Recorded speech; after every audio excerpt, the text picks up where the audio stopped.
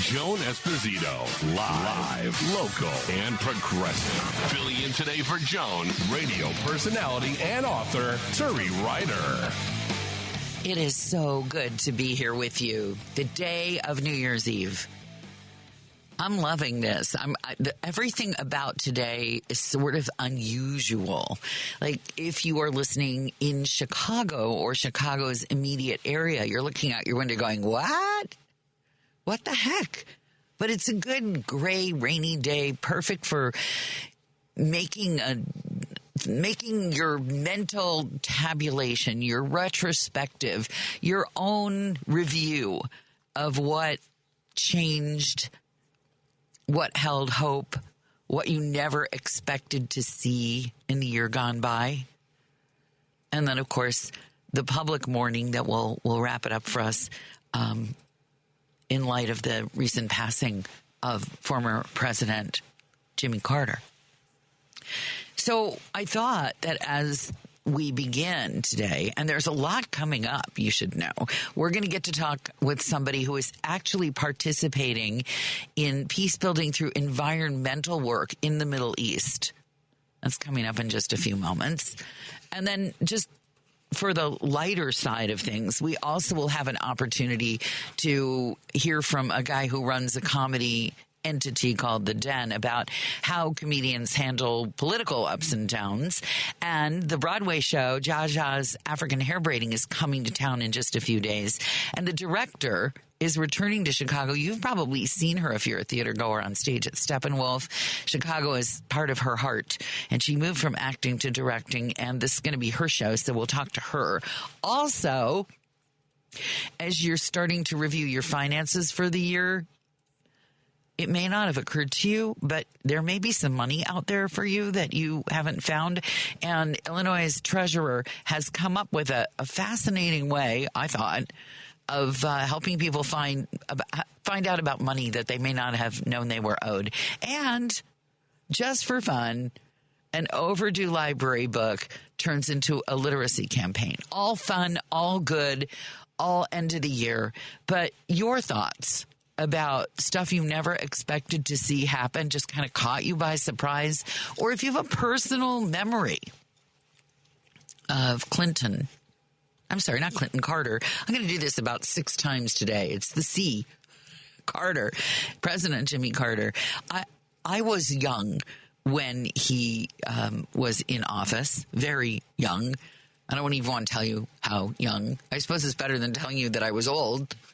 He'd be doddering around here. He really caught a lot of smack that he, in retrospect, didn't deserve. Most especially the unwillingness of the Iranian revolutionary entities to let go of our hostages until the changing of the guard. And then we found out later that Ronald Reagan had basically paid off the Iranians to let our hostages go. A policy that I don't think has served us well, and people blamed President Carter. He also caught blame later in his years for some of his views about what other nations should do to build peace. But I think that even people who disagreed with him politically had to admit that he was an honest and sincere man.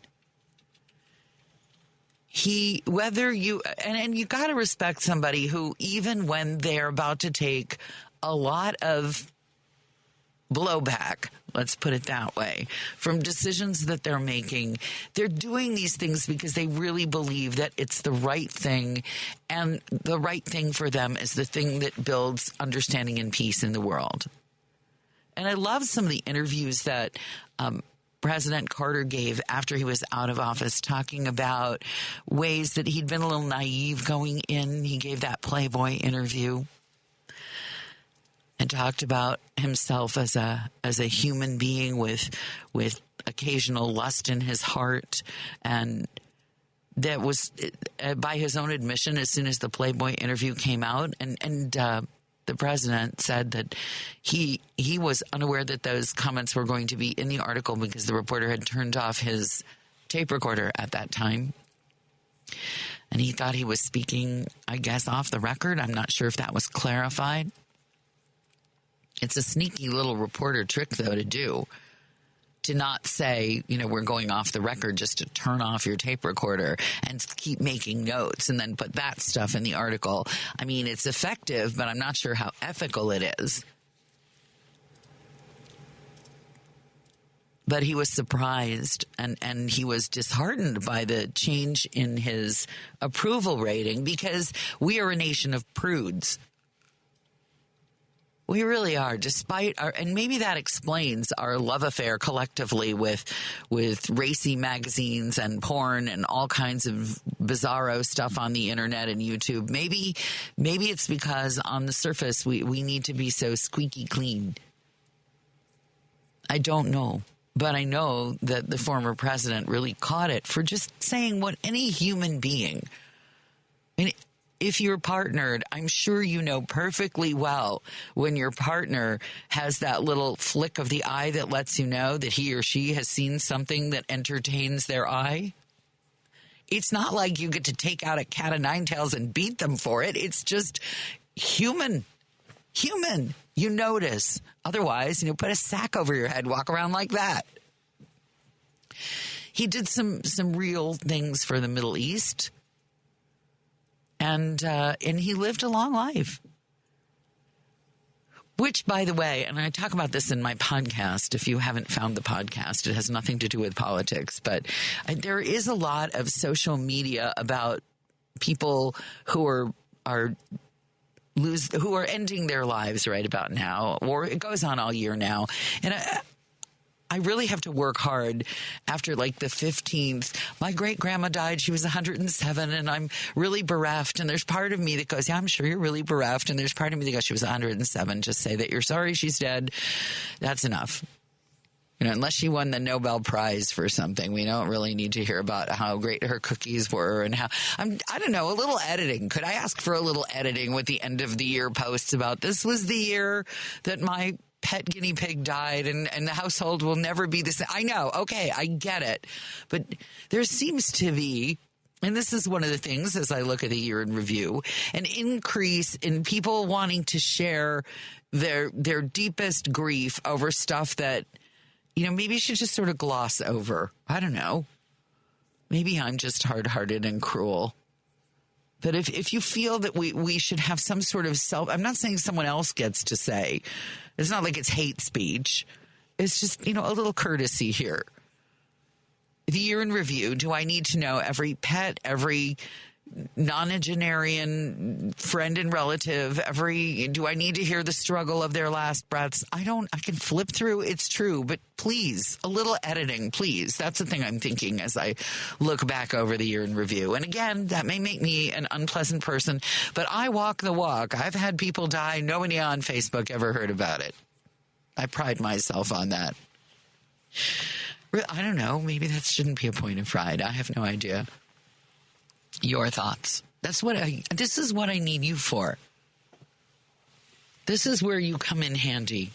And this is the part where my problem with numbers comes to full fruition because someone has taken the little thing that lists the phone number, 773-763 WCPT, which is 9278. Which, by the way, is not so easy to do anymore. The letters to numbers. I had to get a new card at the bank, and they want you to dial in your security passcode they're going to put on your card, and the first thing they do to trick you is give you an upside down keyboard to put it in, like the little number pad with the 2 at the bottom and the 8 at the top, and you're like, what? Why do you do what? Why? And then they take away the letters. So if the only way you could remember your personal security code is by spelling something with it, like, Cats Rock or something, you can't do that because they've taken away all the letters. So then you have their upside down keypad and your phone.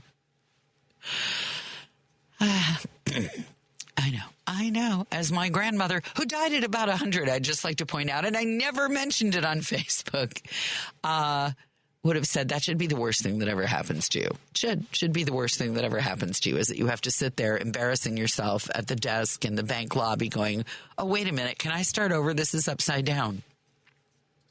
And I have to pull out my phone. Things I'd never thought I'd see this year. Well, of course, the Trump victory.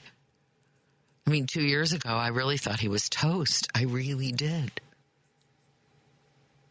I have no crystal ball, clearly. When he was out of office, I really thought, this is it. He's done. No more Trump. And I was so relieved. And if you would have told me 3 years ago, 2 years ago, that we would be facing the inauguration of the incoming President Trump, I think I might have been listed on somebody's social media feed. Turi Ryder, dead. Just dropped dead. We showed her the second Trump inaugural in a crystal ball, and she just went down like a sack of potatoes. I wouldn't have believed it. And weirdly, the other thing, this could sound a little bit home team, but did you ever think that Walgreens would be bankrupt? Seriously? The idea that Walgreens would go bankrupt or even close to it? Paul says, yeah. Oh, absolutely. I worked for that company. So in the time that I worked there, they expanded from like 2,000 to 6,000 stores. Okay. And they bought up like Dwayne Reed and all the regional little outlets. So you knew.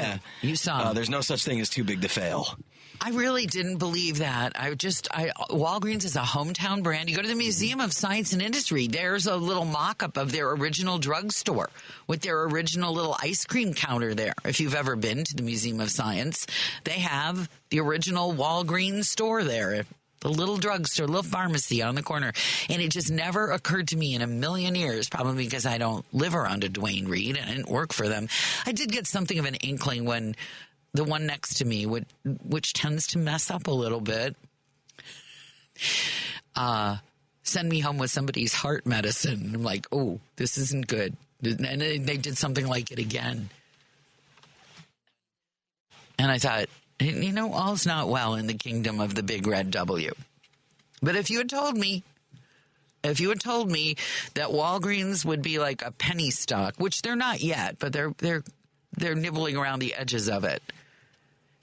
And then the other thing I would never have predicted, and we'll talk more about this in just a moment, and feel free to join me by text or phone at 773-763-WCPT, which is 9278. I'm saving you the trouble if you're sitting in a bank lobby right about now trying to figure that out. We have to talk a little bit about the completely unforeseen, at least to me, because I admit no crystal ball. If you saw the Elon Musk thing, the Donald Trump Elon Musk thing coming, will you please let me know how you anticipated that? Because that one dropped on me like one of those cartoons where the piano goes out the window. I'm just walking down the street and all of a sudden Elon Musk dropped right on our collective little heads. That's coming up in a moment. It's just about 18 minutes after 2 o'clock. The Joan Esposito Show. I am Turi Ryder. That's Turi with a U and Ryder like the truck. In for Joan. WCPT, live, local, and progressive. Joan Esposito, live, local, and progressive. Filling in today for Joan, radio personality and author Turi Ryder. Just about 20 minutes after 2 o'clock, a reminder tonight, Patty Vasquez drives you home from 5 to 7, and her guest, Elliot Serrano. He's not really a guest at this point. He's sort of family, right? Right. We're talking about your crystal ball and what you predicted for last year and what you did not see coming. I would like to point out that Elon Musk, in this capacity as the biggest funder of right-wing political campaigns, I did not see that coming. I just thought he was too nutty to give money to anybody except himself. And now, if you're paying attention, one of the great feuds of next year is shaping up. Musk versus Bannon. It's going to be a beautiful thing. If you would like to see the new MAGA and the old MAGA rip each other to shreds. Isn't that Blondie song? You know her. She's so tough. I'm going to rip her to shreds. That's how I feel about. I'm watching and salivating over the Musk-Bannon feud because Musk is now, he does this thing, Musk, where he moves in. Like, remember when he moved to Texas and lived in that little shack at the end of his satellite runway and tried to move one of his baby mamas in there? And now he's living in Trump's guest house. Where have we seen that before? Oh, right. O.J. Simpson. Remember the guest house guy?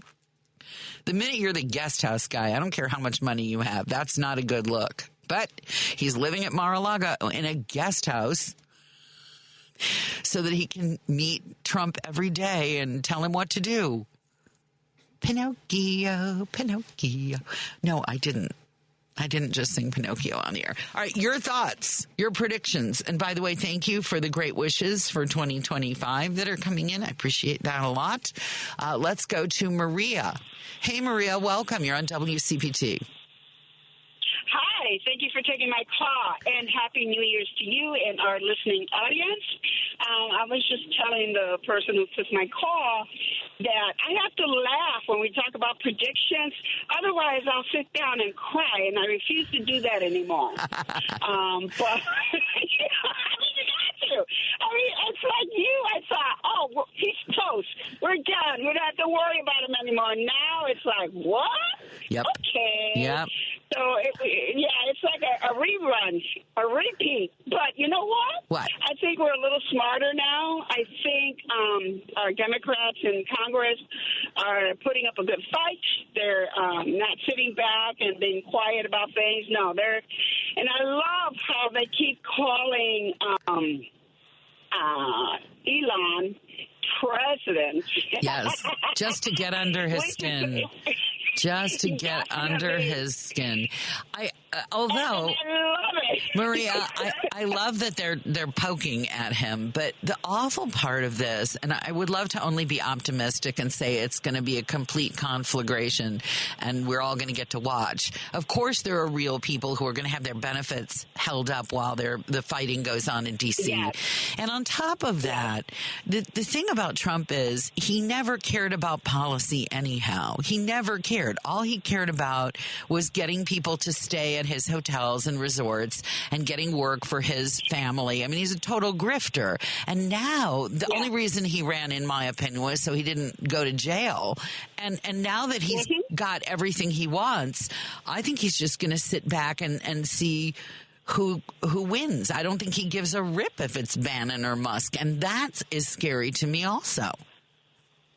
Right. But you know what? There's already a civil war that's been erupted between all those in the GOP. And you know what? They're going to eat each other apart as far as I'm concerned. Go ahead. Because then the Democrats can be wise about how they can, get around that nonsense that's going to, keep them stuck. And perhaps lessen the damage that they can cause to our country. I'm being hopeful. I mean, I have to say, when the election ended, I was in tears. I was so upset because I was invested in it. I was writing postcards, the whole works. So it really broke my heart. It broke my heart for Kamala to go through this. And what can I say? It's hard. It's a hard one. And then to be forced to live on Schadenfreude is not a good thing either. Well, we're all going to be waiting. Do not hold your breath. I will not hold my breath, but we're going to keep each other warm here. We're going to be like one of those beehives where we just huddle together to keep ourselves warm and change positions so that the people freezing on the outside get to go to the inside and warm up a little. And I'm really hoping that our system will survive.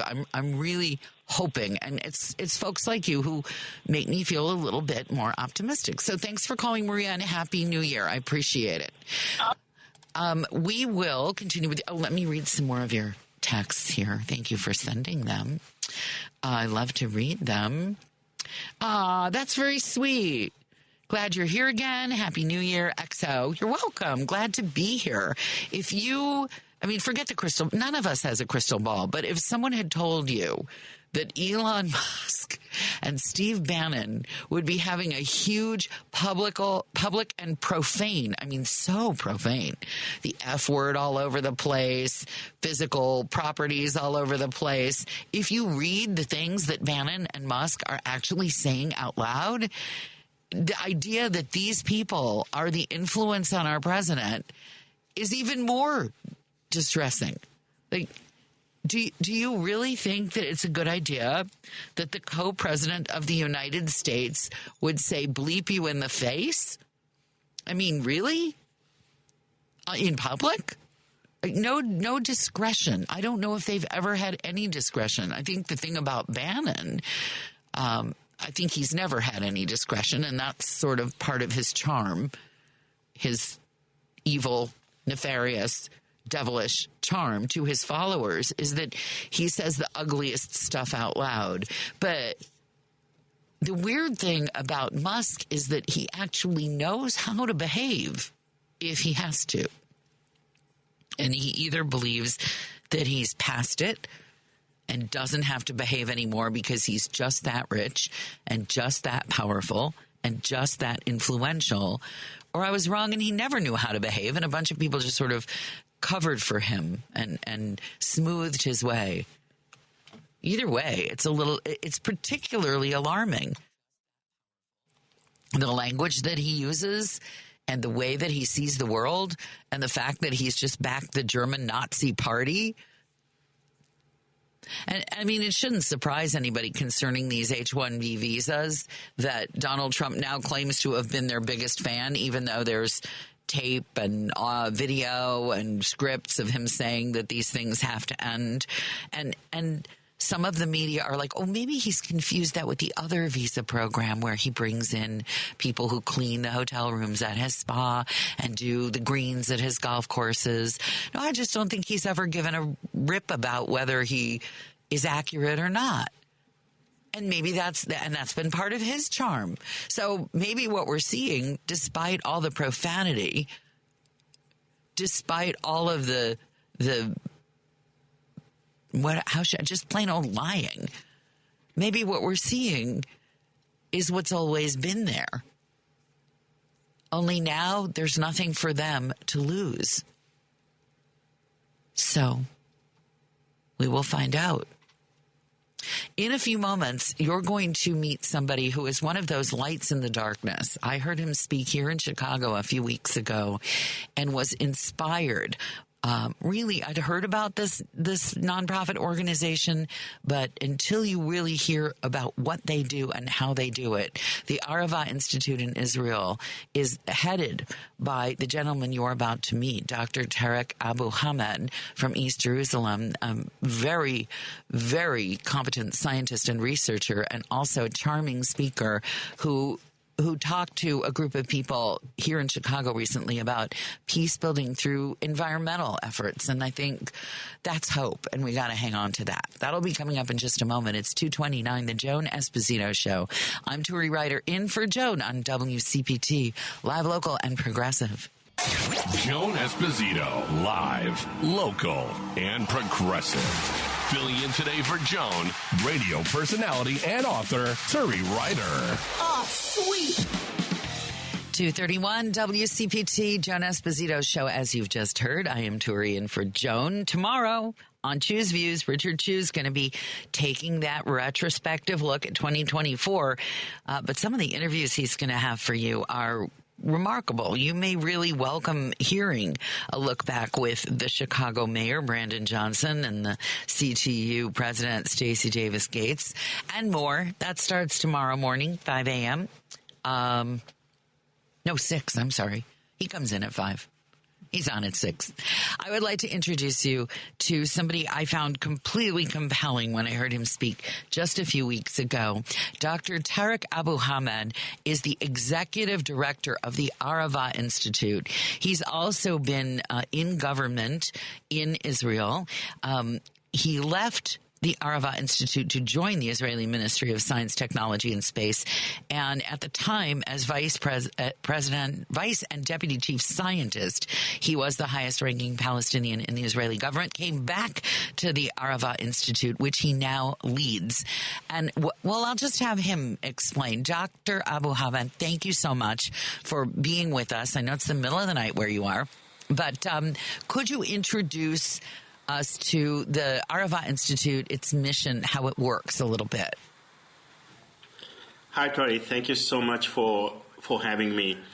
The Araba Institute is an academic and research institution that advances cross-border environmental cooperation in the face of the political conflict. We use environment, we use science as a diplomacy tool to build bridges between Palestinians and Israelis.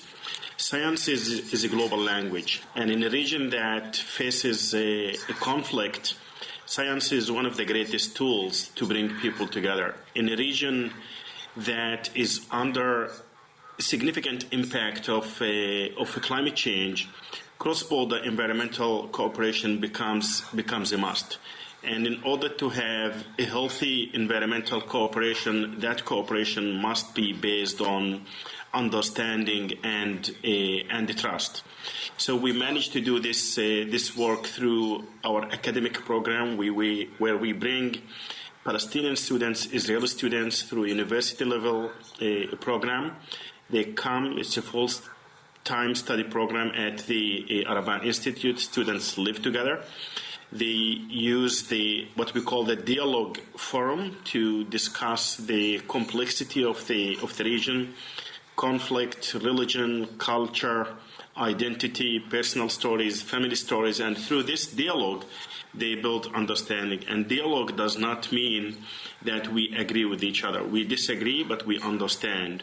And we use that understanding to build trust, to prepare the future leaders, the environmental leaders that we need for this region. We also do this environmental diplomacy through the research and the projects that we implement on the ground between Israeli and Palestinian researchers to cope with the climate change. Since October 7th, since this war, we did not actually stop our work. We did not lose any partner from the region. We even managed to widen our partners' network. Now we have new partners in Palestine. We still implement projects in Gaza despite the war that we are facing today. Oh, I'm going to interrupt you for a second. Could you talk a little bit about what can still be happening in Gaza that the Arava Institute can support? I actually sort of know the answer a little bit to this, but I'd like to hear more. Are you speaking of the water project? Is this the thought you have? More than the water project. Rebuilding Gaza will take years. People will continue living in shelters, in tents for years. However, these people will need water, will need electricity, will need internet, will need basic needs, will need wastewater treatment systems. And what we try to provide and build with our Palestinian partners in Gaza is sustainable refugee camps that use sustainable caravans, use off-grid wastewater treatment systems, off-grid water generator systems. Off-grid means does not mean that it's a low-tech. It's a high-tech, uses solar energy, but off-grid, decentralized technology, does not need a major infrastructure. These technologies will help people to have better conditions until Gaza is rebuilt. And we do that with our Palestinian partners on the ground. And we managed with our Palestinian partners to build 4 shelters that serve around 10,000 people. We know that this number is small compared to the population of Gaza, but this is just the beginning. We try to provide people with basic needs, with sustainable solutions that will help them have a better quality of life until Gaza is rebuilt. Now, you talked about, and I thought it was a beautiful way to look at the problem, that the sharing of nature and the sharing of these resources is one of the reasons why people are willing to begin these conversations. Would you talk a little bit about how you see the overall environment of the region, and where are the areas where it's obvious that contact and cooperation and collaboration have to happen? Yeah, look, in the Middle East here, especially in Israel and Palestine, we share most of the natural resources. Every single aquifer is shared between Israel and Palestine, between Israel and Jordan. And when we talk about the Middle East is considered as a hot spot when it comes to climate change. The increase in temperature is much higher than the global average. The increase in the ocean temperature in the Eastern Mediterranean is much higher than the global average.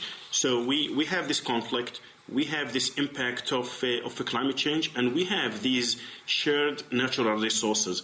And we do not have any other option than working with each other to help people that live in this region to cope with the impact of climate change by providing people with the know-how and with the technology that helps them to desalinate water, to treat wastewater, to recycle water, to have agri-tech technologies. We want people to continue doing their farming activities. We do not want people to leave this land and migrate to the US or to the Europe or other cities around the region. Climate change is not only an environmental issue, it's a first-degree security issue.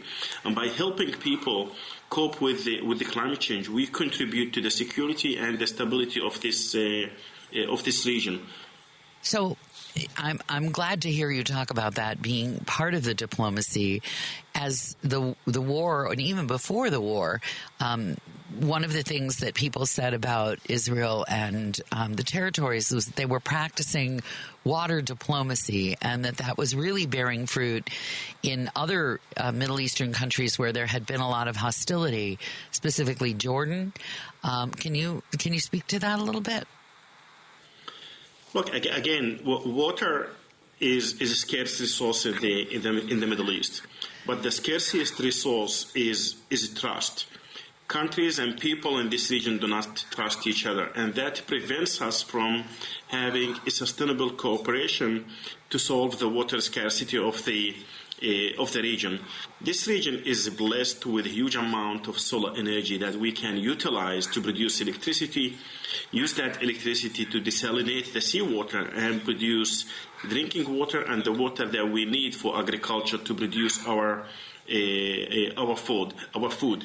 So our methodology is use science, use water diplomacy, use environmental diplomacy to give people the opportunity to see the human in the other. And once you manage to do that, the rest becomes just a technicality. You can deal with water, you can deal with the climate change. What we need to do here is really to have the foundation that brings people together, a foundation that relies on understanding and also on trust. Could you talk a little bit about some of the personal relationships that you have either formed or observed in the various cohorts that have come through the Arava Institute? Yes, we at the Arava Institute have more than 2,000 alumni in the region. These alumni are the ambassadors of environment, the ambassadors of peace. I'm talking about people who live in Palestine, live in Jordan, and also live in Israel. And I'm very proud to share with you that the Arava Institute did not lose any Arab partner since October 7th. Even our alumni are still connected to the Arava Institute. They refuse to see each other as enemies, and they continue working with each other to cope with the climate change, to deal with environmental challenges that we have. We have professors in Palestine, in Jordan, in Israel that are graduates of the Arava Institute, and they impact their communities and they impact thousands of people in the region. A lot of nice stories. You see the interaction between these young people, between the alumni, the communication, even during this very difficult period, during this war. And that's because of the trust, the understanding that I talked about, that really helped us to create this community of young leaders. It must be very hard, especially hard. I mean, that's kind of a dumb question. I mean, it's obviously especially hard when you've built a delicate trust with someone to see it tested in times where people are really losing their homes, their families, their food supply, their clean water. What is that conversation like? Do you, I mean, I guess you'd sort of have to eavesdrop a little, but do your students come to you and say, for example, I don't know what to say to my co-graduate in Jordan or in the territories or in Israel. I don't know what to say to them. Is there an element of that conversation that the Arava Institute supports, and how do you do it? Indeed. To do such a work during this very challenging period is really complicated. It's really difficult, but it's a great tool. This tool is working. The methodology of the Arava Institute is working by bringing people together to have dialogue. And again, dialogue, it does not mean that I'm in dialogue with you because I want to convince you on something or change your mind. No, I just want you to hear my story from me, not from social media. So this interaction where students talk about their identity, personal stories, family stories. Palestinians talk about, their challenges living in a Palestinian village or refugee camp, or Israelis talk about their experience serving in the Israeli army. We take them into trips into the region, into the West Bank, into Israel. They meet right-wing, left-wing people, Palestinians, Israelis. So they really understand the reality of this region. And sharing these stories with each other, it helps the students really to understand the narrative of the other. These communications, these discussions are very hard. You see students cry. You see them shout to each other. But this is how they build understanding. And dialogue is a great tool, not only to, cope with a conflict. It's a tool that they will use in the future. And I wish we can see similar dialogue programs in different universities around the world. We see what happens in the U.S. campuses. If we manage to do it here between Palestinians and Israelis, I think U.S. campuses also should manage to do it between American. We should be ashamed of ourselves here. In a moment, if you can stick with me, I would like to talk with you about some of the specific tech and specific applications of technology that have come from your research there. And I also want to ask you about moving that tech across borders and how that's going. So if you can just hold on a moment. We will talk more. You're listening to WCPT. I'm Turi Ryder in for Joan Esposito. You are hearing Dr. Tariq Abu Hamed. He is the executive director of the Arava Institute. It is, as you've just heard, an organization that builds trust, does research, and brings in students from all over the Middle East and Israel, Jordan, I believe he has also said Morocco, West Bank, Palestinian territories, Gaza, everywhere. And they work on environmental issues to build peace. More in a moment. It's 2:45. Joan Esposito, live, local, and progressive. Filling in today for Joan, radio personality and author Turi Ryder. Yes, I am. And yes, that is my book. Just find my name. You can find the podcast, the book, all that good stuff. Spelled Turi, Ryder like the truck. More importantly, joining me still, Dr. Tariq Abu Hamed. He is the executive director of the Arava Institute. It's spelled Arava if you want to look them up. They build peace. They build a better environment through their research and through drawing in students, university-level students from all around the region, all around the world. Dr. Abu Hamed, I wanted to ask you about some of the tech that has come from your research or been improved by the research that goes on there at the Institute, and also how you get that tech deployed where it's needed, whether that's in Israel or a territory where there's active fighting going on. Could you speak about those things? Yes, indeed. As I mentioned at the beginning, the Arava Institute is an academic and research institution, and we have several research centers that deal with sustainable agriculture, renewable energy, water management, climate change, social, environmental challenges of the region, and we also develop technologies here at the Arava Institute, technologies that help people who live in this region to cope with climate change. And one of the technologies that we developed is an off-grid wastewater treatment system. We call this technology a Laguna innovation, a Laguna technology. It's an off-grid, decentralized wastewater treatment system that treats the wastewater for a home, for a school, for a village, does not need an infrastructure. We developed this technology because most of the areas here in the region, the rural areas, are not connected to a sewage network, and we have a lot of examples like that.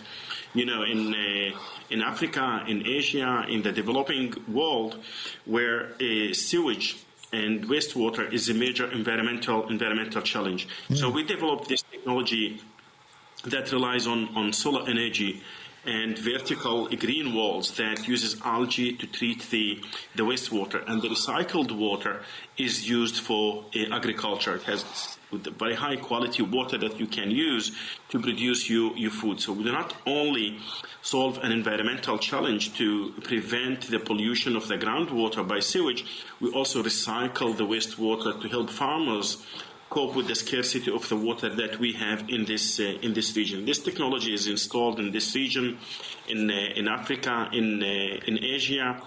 Very easy to monitor and control, and even install. It's modular. It's scalable. And another technology that we I want to pause you. I want to pause you just for a second. When you send that technology to other places, Africa and Asia and the places closer to where you are, who it can take care of it? Who can maintain it? What does it actually physically look like? Yeah, it's actually a system that's it's a small scale.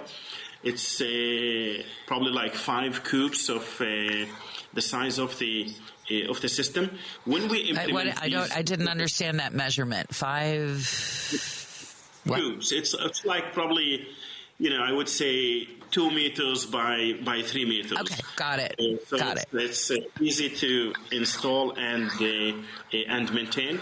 And when we implement these technologies in this region, we take sustainability very seriously. Sustainability not only from the environmental point of view, but also from the social point of view. We want to make sure that the communities or the factories or the schools continue to use these technologies. So we train people how to implement these technologies, how to use them, how to maintain them. And we work also on the public acceptance of these technologies. We work with the communities. They partner with us.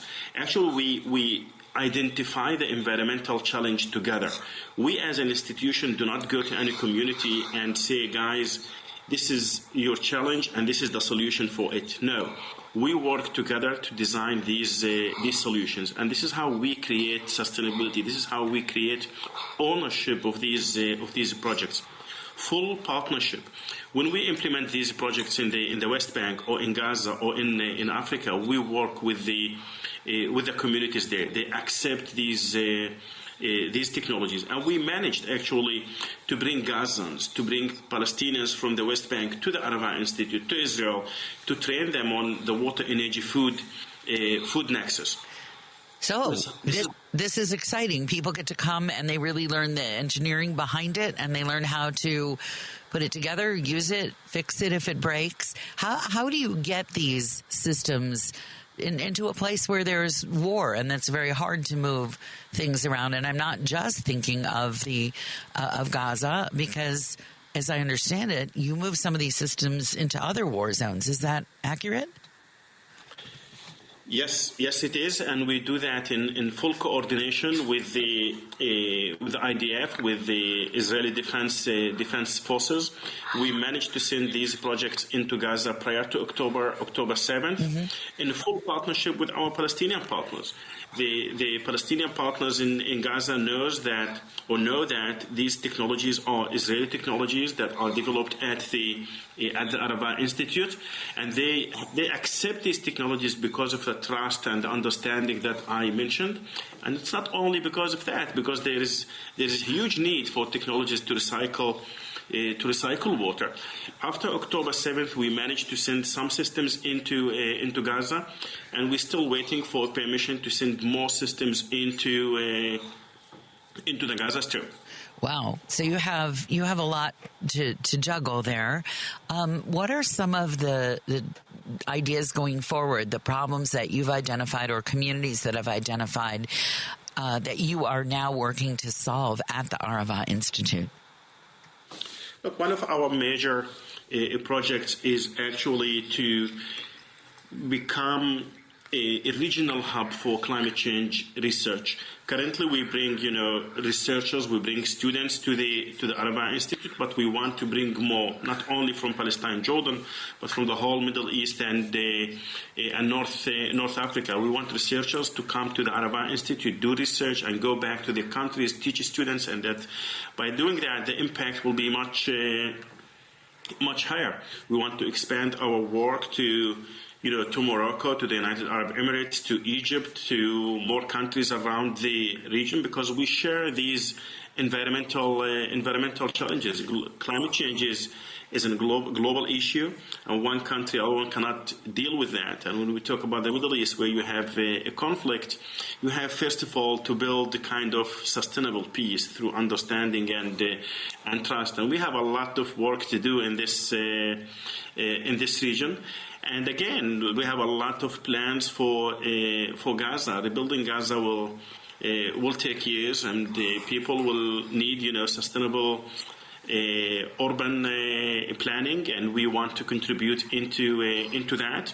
We know that there are tens of thousands of orphans in Gaza, and we work also with U.S. partners to build children villages in Gaza, sustainable children villages to take care of these kids. We're working also in finding way to overcome the trauma both in Israel and also in Palestine after October 7th to continue bringing people together. It sounds like you are very much thinking ahead. Give Americans, who are mostly the people who are listening to this, even though they can also hear WCPT online, give them an idea of what your place physically looks like and where your support comes from and how they can help if they want to. Yeah, the Arava Institute is located in the southern part of Israel. We are a non-governmental organization, an academic and research institution. Most of our funding comes from the individual donors and foundations that are based in the U.S. And my recommendation is just visit our website, contribute to the beautiful work that we do here that contributes to not only the sustainability in this region and the security of this region, but also the security of the rest of the world. And October 7th and this war actually showed to the whole world that stability and peace in the Middle East means stability and peace in the rest of the world. And if you want to be part of this beautiful project, please consider supporting the Arava Institute by joining our work, by joining our academic program, or contributing financially to our projects that we have in the region. I first ran into you because of your bike ride. Could you really quickly talk about that? I have a friend who rode for 4 years. Would you talk about that? Yeah, we have actually a wonderful bike ride from Jerusalem to Eilat. It's a 5 days bike ride. The staff of the bike ride is actually Palestinian, Jordanian, Israeli staff, the alumni of the Arava Institute.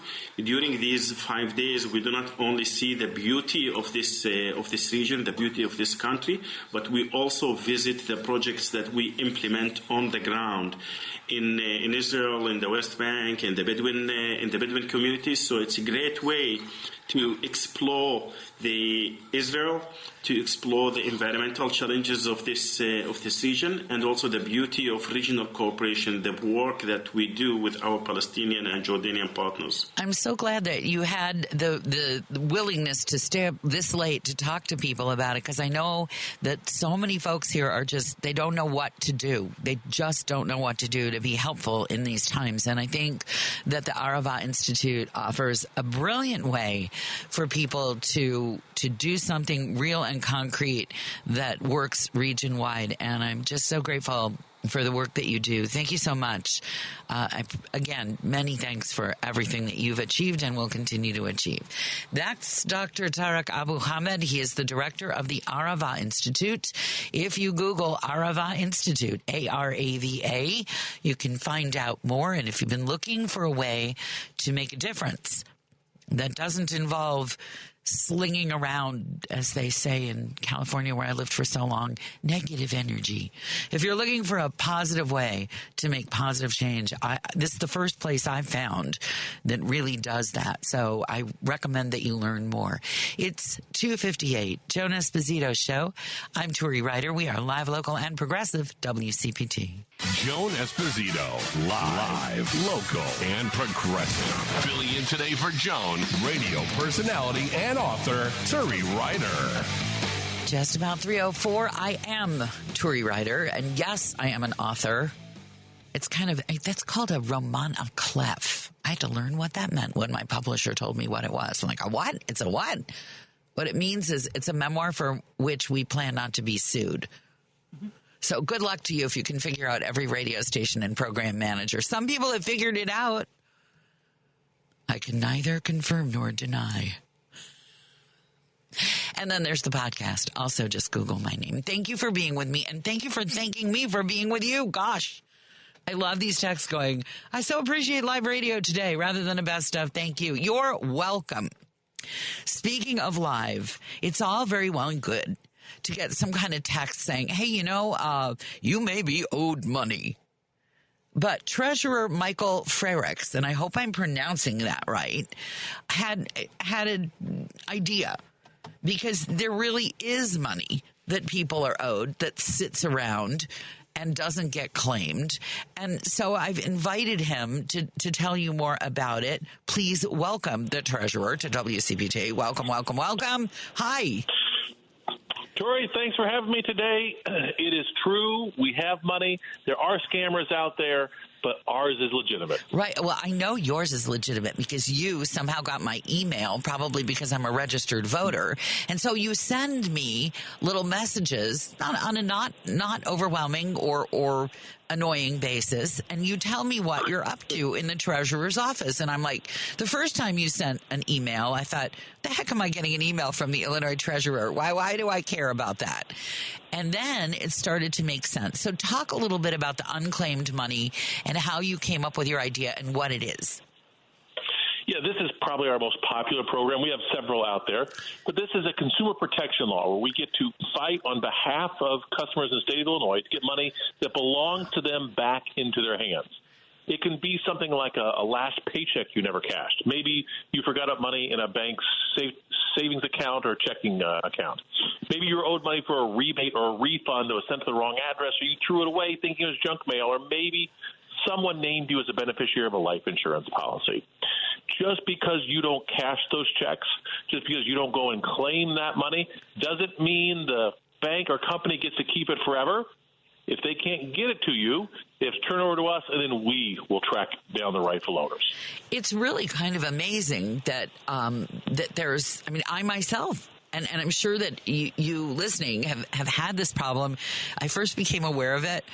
You'll love this. The wedding that didn't happen, I had bought a really expensive shower gift, and at the last minute, 11:59:59, as we say in broadcasting, the wife-to-be's mother interfered and blew up the whole wedding, and I was notified that all the shower gifts had been returned, which included a not cheap gift from me from a certain big chain store. So, unfortunately, the shower was in another state. And I couldn't prove. They're like, well, what credit card? And I'm like, well, I have 3 credit cards. Can you check? Nope, can't. So somewhere in a different state, there's $50 that belongs to me, and I don't think I'll ever see it. And there are so many different ways, like insurance companies that somebody dies and they gave you your refund on your policy, and the executor can't prove. There are a lot of ways that you cannot prove that you're entitled to money. So what do you do if you're entitled to money, but they want to run you through hoops of fire? What do you do? Well, I can tell you what we did. I had an online account I had opened up years ago. I didn't touch it because I didn't need the money. It was an account growing a little bit. When I finally went to claim it, I had forgotten the password that I used to set up the account. Even you, the treasurer. Oh, my gosh. It had been sitting there for several years, and I called. I gave them my Social Security number. I gave them my address, all that information. They said, well, sorry, without that password, you're going to have to go to our website. You're going to have to find this form, print it out, sign it, get it notarized, and mail it back to us. Oh boy! I said, you know who I am? You know my address? Just send it to me. They said no, and we went back and forth, and eventually they said, if you don't do this, we're going to turn this money over to your state's unclaimed property administrator, and it's going to be a lot more work to claim your money than we're telling you to. At which point I could say, go ahead and send it. Said, sir, I don't think you want us to. I said, I am the state treasurer. It's my program. Please send it to me. What happened? But we don't want people to go. Well, there was a pause, and someone said, let me get my manager. So I got a manager on the phone. I eventually got my money, but we know other people have trouble getting it. Yeah, so what you're telling us to do is we should all say, oh, no, my name is Michael Frericks. I'm the Illinois treasurer, and then they'll give it to us? And then when they turn it over to the Illinois State Treasurer's Office, come to us, we've made it a lot easier. When I came into office, I got tired of people saying, Treasurer, you've got my money. And I'd say, great, we'd love to give it to you. They said, yeah, it's just too much work. It's not worth it. Go ahead and keep it. Well, I don't want to keep it. I can't keep it. We want to get it back in people's pockets. So we worked with the General Assembly to make it easier for people to claim their money. There are still things you have to present to us to make sure it's your money, but it's a whole lot easier. And because of those changes, we have smashed records, returning more than $2 billion since taking office. My two predecessors combined returned about $700 million. Wow. And so we've done things differently and had good results. And one of the things that you do, I love this. You used my favorite medium, radio. Would you talk about that? Yeah, so a part of the reason we have so much money sitting unclaimed is because it was a little difficult to claim in the past, but two, people don't know about it. Or they've heard something about it, but we've done such a good job convincing people that there are identity thieves out there trying to steal your money that people think it's a scam when the state of Illinois has money. So we try to advertise this. We try to get out the message differently, that this is legitimate, that IllinoisTreasurer.gov has money that might belong to you. We find about 1 in 4 people who go to our website have some money that belongs to them. And we've just tried to be innovative and use different media to reach people where they are. And it's working. It's the results speak for themselves. We're $2 billion. Like I said, it's my job, but it's also good for the economy. Because, that's Terry, true. when we get that $50 back to you, are you going to go invest that in the account in the Grand Caymans? It is found money. It is found money. And if you get money, everybody knows this rule. If you find money that you never expected to have in your life, you can put some of it in the kids' college fund if you really are a superior human being. You can send some of it to any one of the worthy causes that you might hear about on the TV. You could, but you'd be perfectly entitled to buy yourself a little something that you've been ogling but figured it was out of your budget. And nobody would fault you for that. If you just said, okay, the kids' college fund, here's a little for, the rainy day fund, and that thing I saw on eBay, that obscure salt and pepper shaker that really I don't need, but it would please me to look at it, I'm buying it. Mm-hmm. Yeah, you could do that. You could. Exactly. When we put $50 checks, $100 checks into people's pockets, they're much more likely to go out shopping at a local business. Maybe they'll go out for dinner. Or maybe times have been tough, and $100 may only get you a couple more bags of groceries or a tank or two of gas, but people need that. Yes. And so when that money gets circulating throughout the economy, it's good for them, but it's also good for our friends and neighbors. How long do financial institutions typically hold on to? I'm speaking because, and I'm sure other people have been in this situation. I did not wish to be named the executor of somebody's estate. I did not wish to be in charge of someone who had absolutely very little money except for retirement funds, which have, you name the people who are supposed to inherit on your. By the way, and you can second this, the biggest mistake people make when they make out their who should inherit this if I die, what's the biggest mistake they make? Not having a will? Well, there's that. And I would also say not keeping up on who's supposed to inherit, because your IRA or your pension fund or whatever, forget your will. You could have I could put in my will that all of the dogs that I own and their food are to be deposited directly at the doorstep of Michael Frericks. He's the guy. But if I precede you in death, right, or if I just decided all of a sudden for no good reason that I hated your guts and I didn't want you to have my dogs and all their food, and it would be too late if I had named you in my IRA or my 401k, because that does an end run around the will. So if you have a IRA or a 401k or something, and you've named your ex-husband whose guts you hate, good luck. Once you're dead, that money's going to him anyway.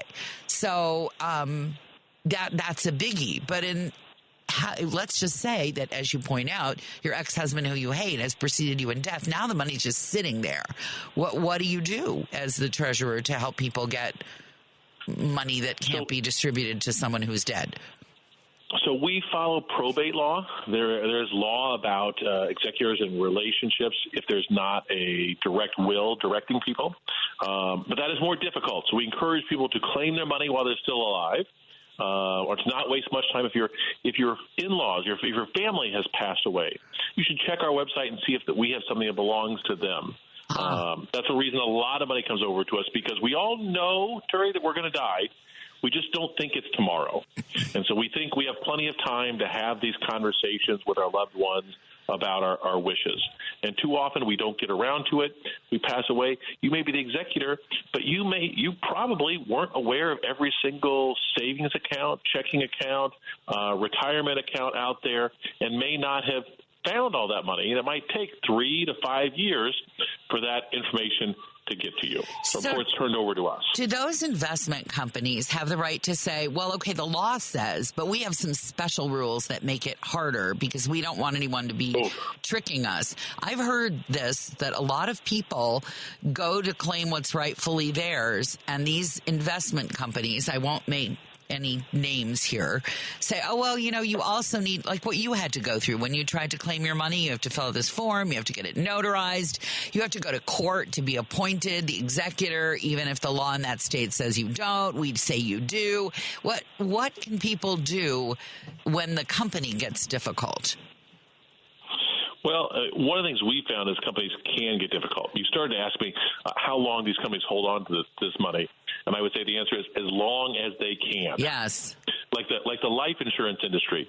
You pay for a life insurance policy. You pay annually, and year after year you make your payments. And when you die, you assume they will reach out and pay your beneficiaries. That was not the case. Too often we found that if your beneficiary didn't know about it, didn't contact them, didn't present them a death certificate, they just didn't pay out. And they would hold on to that money for years, decades. Matter of fact, our audits found over $800 million in unpaid death benefits. Wow. People who bought policies, made their payments, died, and the money was never paid out. Wow. So we get to fight on behalf of these people. So so when we go to your website, though, we're not going to see that because you don't know about a death benefit that the insurance company is holding on to, or do you? Well, you will find some of it. So 2 things we did. We sent in auditors to these companies and said, hey, if you have a policyholder, someone who has passed away, then that is unclaimed property. You have to turn it over to us. So we have a fair amount of that. Ooh. But some insurance companies said it's not unclaimed property. And Turi, guess this, because no one has claimed it. Wait, I'm confused. I'm completely confused. It's intentionally so. Yes. Intentionally so. They said because the policy, when you buy a life insurance policy, says payable upon notification of death. Meaning your death. So you can't notify anyone because you are dead. Right. Well, theoretically, that's correct. So far, I'm with you. Yes. Yes. If your beneficiary didn't know about it, they didn't claim it, and they said the money isn't owed to them until they claim it. And so if they haven't claimed it, it's not unclaimed. Oh, my goodness. Is it even more confusing? So we thought this was confusing. We thought we'd just make it crystal clear. We pushed legislation to the General Assembly that says if you sell life insurance policies in the state of Illinois twice a year, you have to check the federal death master file. And if you find any of your policyholders have passed away, you have to notify their beneficiaries. That was not the law before we took office. Wow. Governor Bruce Rauner vetoed that legislation, but the General Assembly overrode his veto, and it's now the law of the land. And so we still send auditors to look and make sure they're in compliance. I said we've returned hundreds of millions of dollars to people, and they're just some amazing stories. I'll bet. Tell me one or two. Well, one of my favorite ones. One of my favorite ones is someone had a life insurance policy for $10,000. We tracked down his daughter. We called her, said, "Were you aware your father had a life insurance policy?"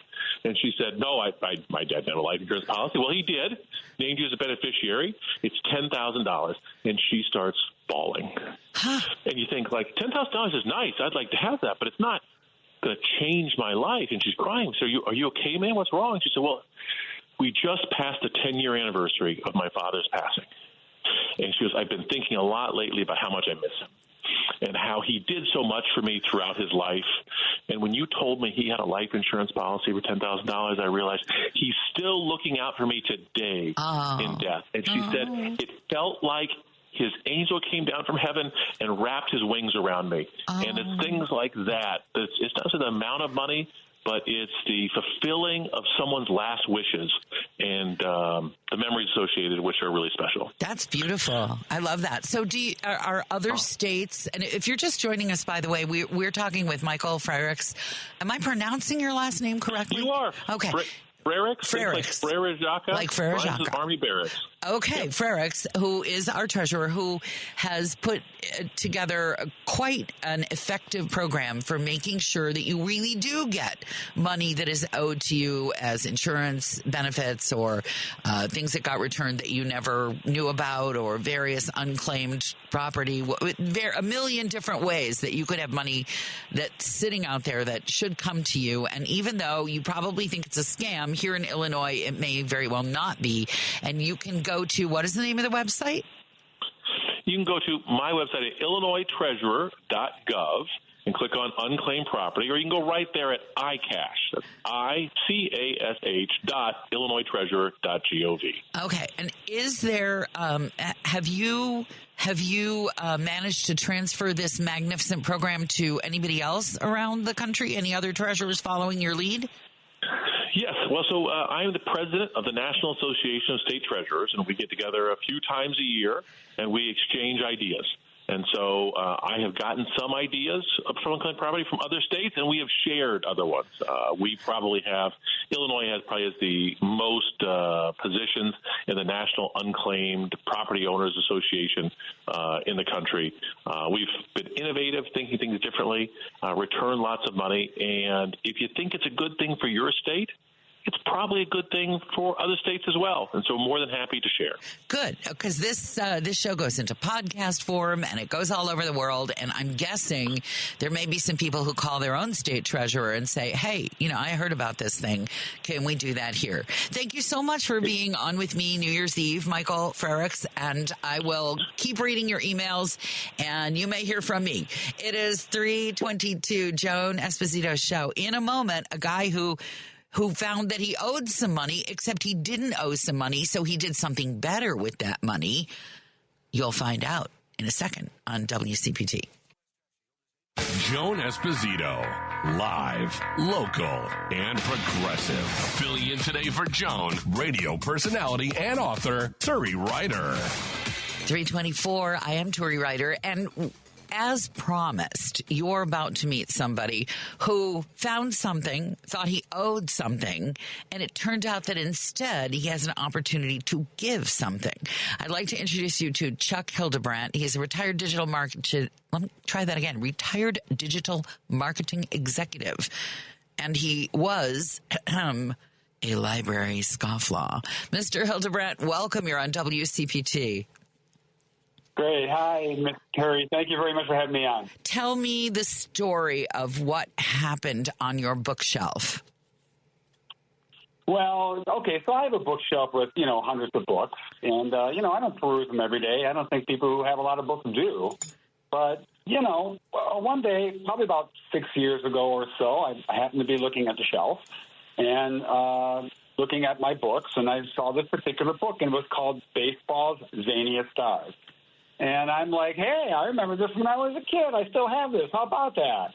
And as I examined it more closely, I took a look at the spine, and I saw there was a Dewey Decimal number on it. Uh-oh. Oh, no, really? Oh, no. For those who don't know, the Dewey Decimal System is how the library keeps track of its books.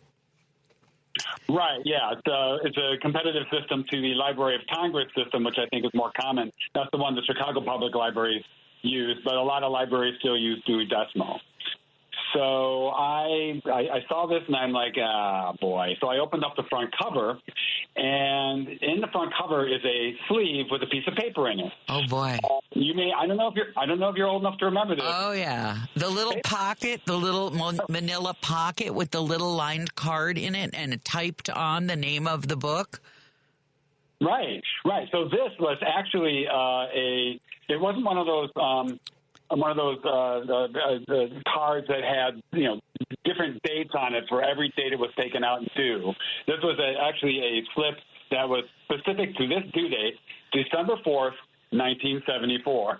Oh, dear. And I thought, oh, boy, how about this? Oh, boy. And so at that point, it had been 44 years at that point.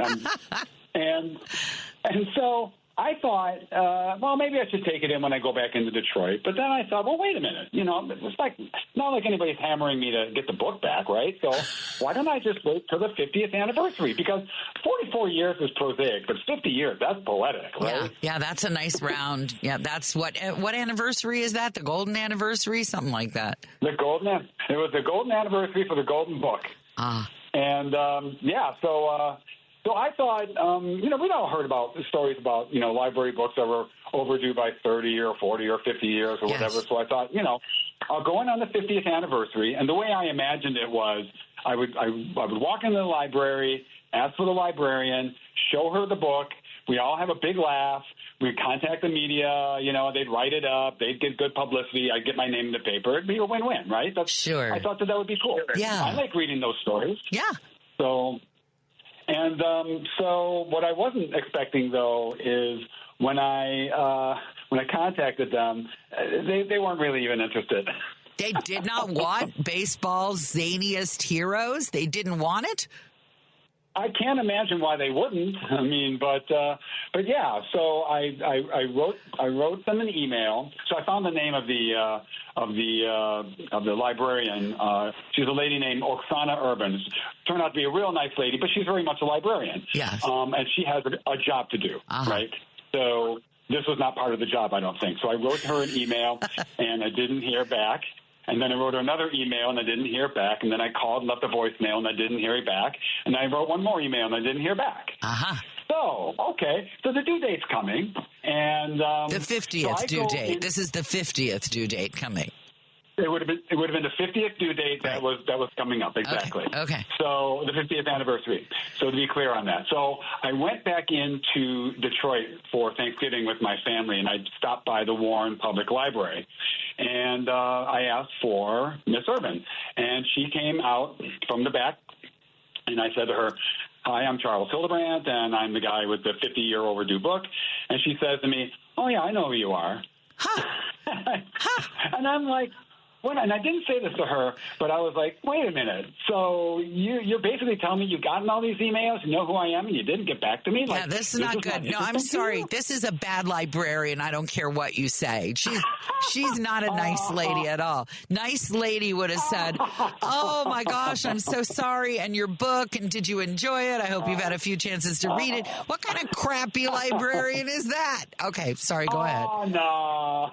It wasn't that bad. I mean, I'll tell you what, though, she did do. I handed her the book.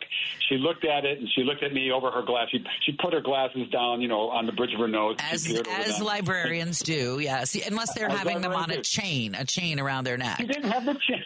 I was going to say, yeah, she didn't have the chain, but she should have had the chain. And she says to me, "I'm very disappointed that you would keep an overdue library book for 50 years.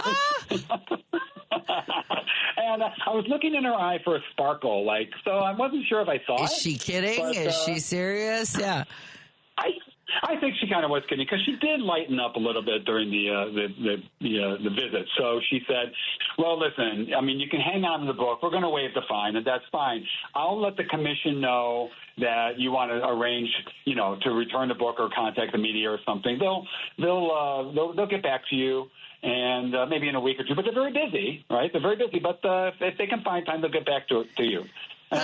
So they're so busy with library administration that they can't deal with something as mundane as a 50-year overdue book, right? Right. Well, because it's Detroit. Take that, Detroit. Go ahead.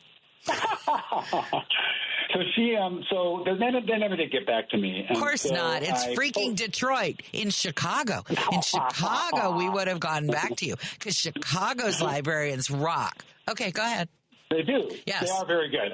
I will say that, because I have 16 books out from the Chicago Library right now.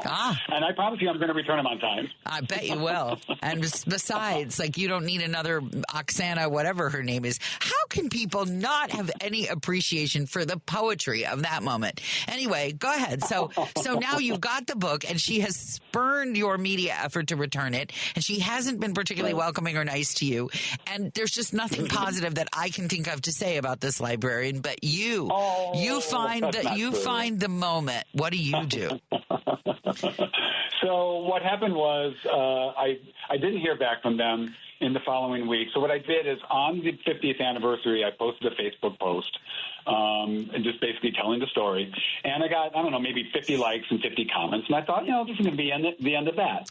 But it turns out one of my Facebook friends is a fellow named Neil Rubin. He is a columnist for the Detroit Free Press, and I probably connected to him through some baseball contacts I had. He sent me a personal message and said, hey, I think you got a story here. You want to talk? And I'm like, yeah, sure. So we talked. We had a lot of laughs. It was really great. And then on, I think it was the Saturday, I think that was the 14th, it posted on thefreak.com, and then in the newspaper the next day. A couple hours after it posted online, I get a call from a fellow named Ed White from the Associated Press, who I talked to him. I gave him my version.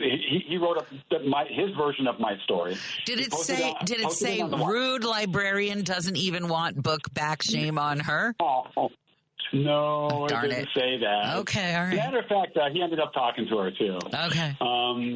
But and I do want to say, I want to say this about Oksana Urban. I think, when I brought this to her, she wanted nothing to do with it, right? This was way outside of her daily routine. But she softened up. She took a couple of interviews, gave a couple of quotes. I thought she ended up being a very good sport about it. So I just want to be clear that's about that. you. That's not me. Okay, so I'm hard. I'm mean, and I'm a library. I got married in a library. I love libraries, and I like the librarians. Oh, nice. Well, it had been the library. It's the cultural center, but at that time you weren't allowed to get married in it. It's my only Chicago clout story. I'll tell it another day. Yes. Okay. So go on. Okay. Yeah, please do. Yes. Yeah, So that was the story that went out in the wire. That's probably the story that you and your folks saw that got you interested in calling me. So and then what happened? So what happened was, when I read the Free Press story, now I knew going in that there was going to be a fine of about $4,000. And I thought, oh, yeah, this is funny, $4,000 fine. Ha, ha, ha, isn't that great?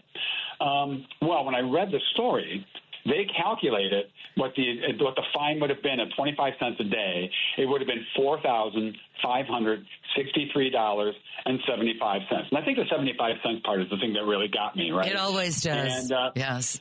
Right, and so that's what told me this is a real number. This is real money. It's not theoretical anymore. Right. And I started feeling a little ashamed, a little embarrassed. And I thought, wow, now I got this number hanging over my head. Like, what am I going to do? And in like half a second, I thought, hey, start a charity thing. Go on GoFundMe, do a charity thing for a literacy charity. And Reading the Fundamental is the one literacy charity that people have definitely heard of and would feel comfortable contributing to. So that's what I did on the GoFundMe. I set it up for them to raise the amount of the fine on their behalf. And as of this morning, we're a little over $5,100. I love this story. And you get to keep the book, right? I get to keep the book, and I get to keep the due date slip, too. That's the best part. Yes. I really love that story, and I love anytime I was a Laubach adult literacy volunteer, so anytime that people do things to promote literacy, I'm delighted, and I'm delighted that you could make a moment to talk to us. And if people want to continue donating, where should they go?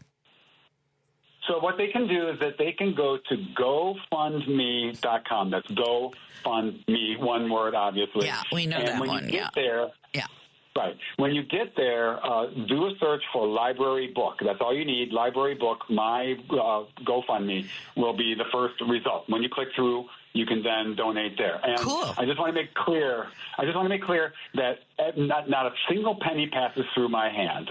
Every dollar goes directly to Reading is Fundamental, so people can feel comfortable that the money is going to go where they want it to when they donate it. And they get a tax deduction. You get a tax deduction, so you better move quickly because you got about 8.5 hours to get one. Yeah, go. Thank you, Chuck. I appreciate your time. It was a great story, and I love what you did with it. And peace to all librarians, and may you develop senses of humor if you don't have one yet. Thanks a lot. It is 3:36. I'm Turi Ryder in for Joan Esposito. You have seen in your neighborhood, if you live in an urban neighborhood where there are people who are unhoused, you have seen perhaps the night ministry's truck, or maybe you've driven past their building. Who are they? What do they do? And at this time of year, what is the most important service that they're offering? We're going to find out in just a few moments. On WCPT, it's Joan Esposito's show. I'm Turi Ryder in for Joan. Joan Esposito, live, local, and progressive. Filling in today for Joan, radio personality and author, Turi Ryder. Oh, sweet. 3:38. I am Turi Ryder, and I will be here till Patty Vasquez comes to drive you home. You will enjoy her company from 5 to 7, along with Elliot Serrano. We'll be joining her. Now, tomorrow morning, Richard Chu gives you an opportunity to look back over the year with some great interviews, including our current mayor in Chicago. Joan has New Year's Day off, and you will also get to hear some Best of Joan. Eric Zorn is in Friday. You'll see me here Thursday. And on Thursday, one of my favorite people who does some of the best work I know will be among the many guests. I'm talking Jessica Nudek-Zitter. Dr. Zitter was the main player, if I could use that term, in an Oscar-nominated documentary a few years ago about end-of-life decisions. She wrote a book called Extreme Measures, and she's got a new documentary coming out about medical care for people with historic shortcomings in their healthcare delivery systems. We're talking minority communities. She's been working with a chaplain from the Black community in Oakland, and this short doc, the chaplain and the doctor, will be one of the reasons we get together and talk. So I hope you will be with me on Thursday. With me now, Carol Sharp. She is with the Night Ministry of Chicago. She's the president and CEO of the Night Ministry. And if you've not seen them out and about, let's just ask her first to introduce the Night Ministry to you. Welcome, Ms. Sharp. Glad you're with us.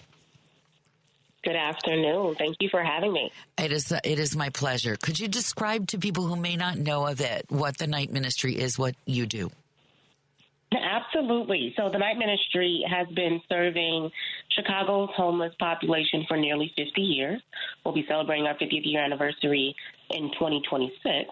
And we essentially are an organization that communities can count on to provide housing, healthcare, and human connections to our neighbors who are experiencing homelessness or living in precariously housed situations. So, when you think about like a safety net for individuals who are experiencing homelessness, we act as a safety net, but with heart, because the first pillar of our mission is centered around that human connection. I've seen you making that human connection, and actually I was surprised to hear you actually also provide housing, because I live in Uptown, and where I see you is in trucks delivering hot food and presumably other services. Can you talk a little bit about your street outreach and what it looks like, wheels on the ground, if you will? Yeah, absolutely. And so, you mentioned the outreach and the housing. There are two pillars to our efforts. One is centered on that housing support, and then our outreach helps team. And so we have a program through an outreach health bus that is led by clinical supervisors. We have nurse practitioners and volunteer physicians who are traveling to various neighborhoods across Chicago, bridging a connection with individuals by providing them with a hot meal or with a bag lunch, a sandwich. Sometimes it's a cup of coffee, right, to initiate that conversation, to help to learn more about the stories of individuals who are living unsheltered and really trying to determine what are the healthcare needs that we can provide. We operate as a free and charitable clinic. We are part of the Illinois Association of Free and Charitable Clinics, and that allows us to be able to deliver healthcare services at no cost, and we don't ask questions about, the eligibility of individuals. We are there to serve anyone who comes to Outreach Health Bus. And we also do that through a program at the CTA. So we are at the Blue Line station as well as the Howard Red Line stations twice per week in the evening. And we have a street medicine program as well as our Outreach Health vans and our Outreach Health team. So people know you're going to be there, I'm assuming. And I'm sure that I know that I have questions, and maybe you listening have questions about this new law that says the Supreme Court ruled, I should say, it's not a law. The Supreme Court has ruled that cities can decide that sleeping outside is illegal. How, if it has, how is that affecting the work that you do? And as you plan going into 2025, this new ruling that essentially says, if it wanted to, Chicago could say, you know what, you're not allowed to set up your tent under this viaduct anymore. You're not allowed to set up near Lakeshore Drive in the park anymore. You're just not allowed here. Is that in the offing? How are you handling that? Yeah, one of the things that you can count on from not only individuals but organizations like the Night Ministry is that we remain nimble and that we understand that, regardless of the political landscape, the challenges that might arise as it relates to things beyond our control, like the climate, right? We are actionable in our intentions. And so we ensure that we are showing up. We are dispelling myths. There's a number of what are the myths? What are some of the biggest myths? This is new to me. What are the myths that you need to dispel? Yeah, so when we think about individuals who are living unsheltered and may not have access to the level of facts that we would have access to, right, when we think about that sort of degree of separation from that, our team works diligently to be educated on what we can provide, making sure that we are abreast of any regulations. And when there's fear, because we know that fear can exist across various communities, our team is there to provide that level of comfort to individuals living unsheltered and making sure that they know that regardless of the landscape and how it continues to shift, because these are things that come up and have come up for many years, and we continue to see an increase in homelessness. But we can rely on organizations like the Night Ministry to show up and be actionable and find solutions. So we are mindful of factual information, any impacts to regulations that impact our ability to do our work. We shift in a timely manner. And we continue to provide the best level of support with the housing. So I would like, if you can, I would like some specific, just scene setting, if you will. You've been in, I shouldn't say in business, you've been providing these services for almost 50 years. I just got through reading the book about the Boston street medicine doctor that you've probably read, called Sleeping Rough or Rough Sleepers, about how treatment with street medicine and people who are unhoused has changed a lot very recently with the changes in housing price and the changes in drugs that are available to people. What have you specifically noticed in the city of Chicago and its environments that's changed over the last few years? Yeah, I mean, in terms of access to resources, we see, number one, we see an increase. I don't mean that. I mean how people are enduring or experiencing, how they're coming to be living in these tents and what their mental health and physical health needs are. I ask this as someone who is living in a neighborhood where I'm seeing a whole lot more evidence of, for example, needle drug use than I used to see. What are you seeing? Yeah, so it sounds like what you are referencing is the dynamics of a street medicine and harm reduction program. Is that correct? I don't know. I'm asking you. Okay, well, yeah, so at the Night Ministry, we do provide street medicine support through our harm reduction program. Okay. What that means is that we are providing individuals with access to clean supplies that give them a chance at overcoming addictions, right? So we know over the years there's been an increase in, not only how individuals are accessing getting access to various drugs, but those that are being impacted that really lead to them dying, right, out on the streets. And so what our aim is to do is to ensure that we are providing them with any necessary resources based on what we know to be true about the success of harm reduction programs, so that when they make the decision, when they're ready to, shift the trajectory of their lives and obtain support, our peer substance abuse specialists are there to support them with walking them through that journey. But they can't do that if they're not here. That's right. They can't make those decisions if they're dead. So, I mean, you'd think it'd be a no-brainer, but people get very judgmental about this. I've noticed that you can get Narcan at all the libraries. You can dispose of needles just about everywhere anymore. And that is lovely. We have heard, the citizens of Chicago, that there are not enough supportive services when people do decide that they want to make a run at changing their lives or getting healthier.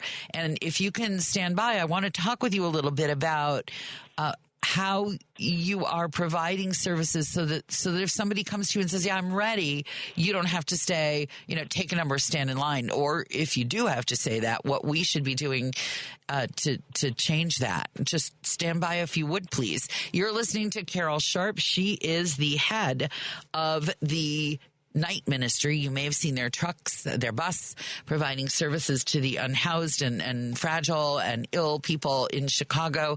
This is a tough time of year, and it comes down to more than serving a meal one time at the local food pantry. Folks need services all year round. You'll hear more about those from Carol Sharp of the Night Ministry in just a moment on WCPT. Joan Esposito, live, local, and progressive. Filling in today for Joan, radio personality and author Turi Ryder.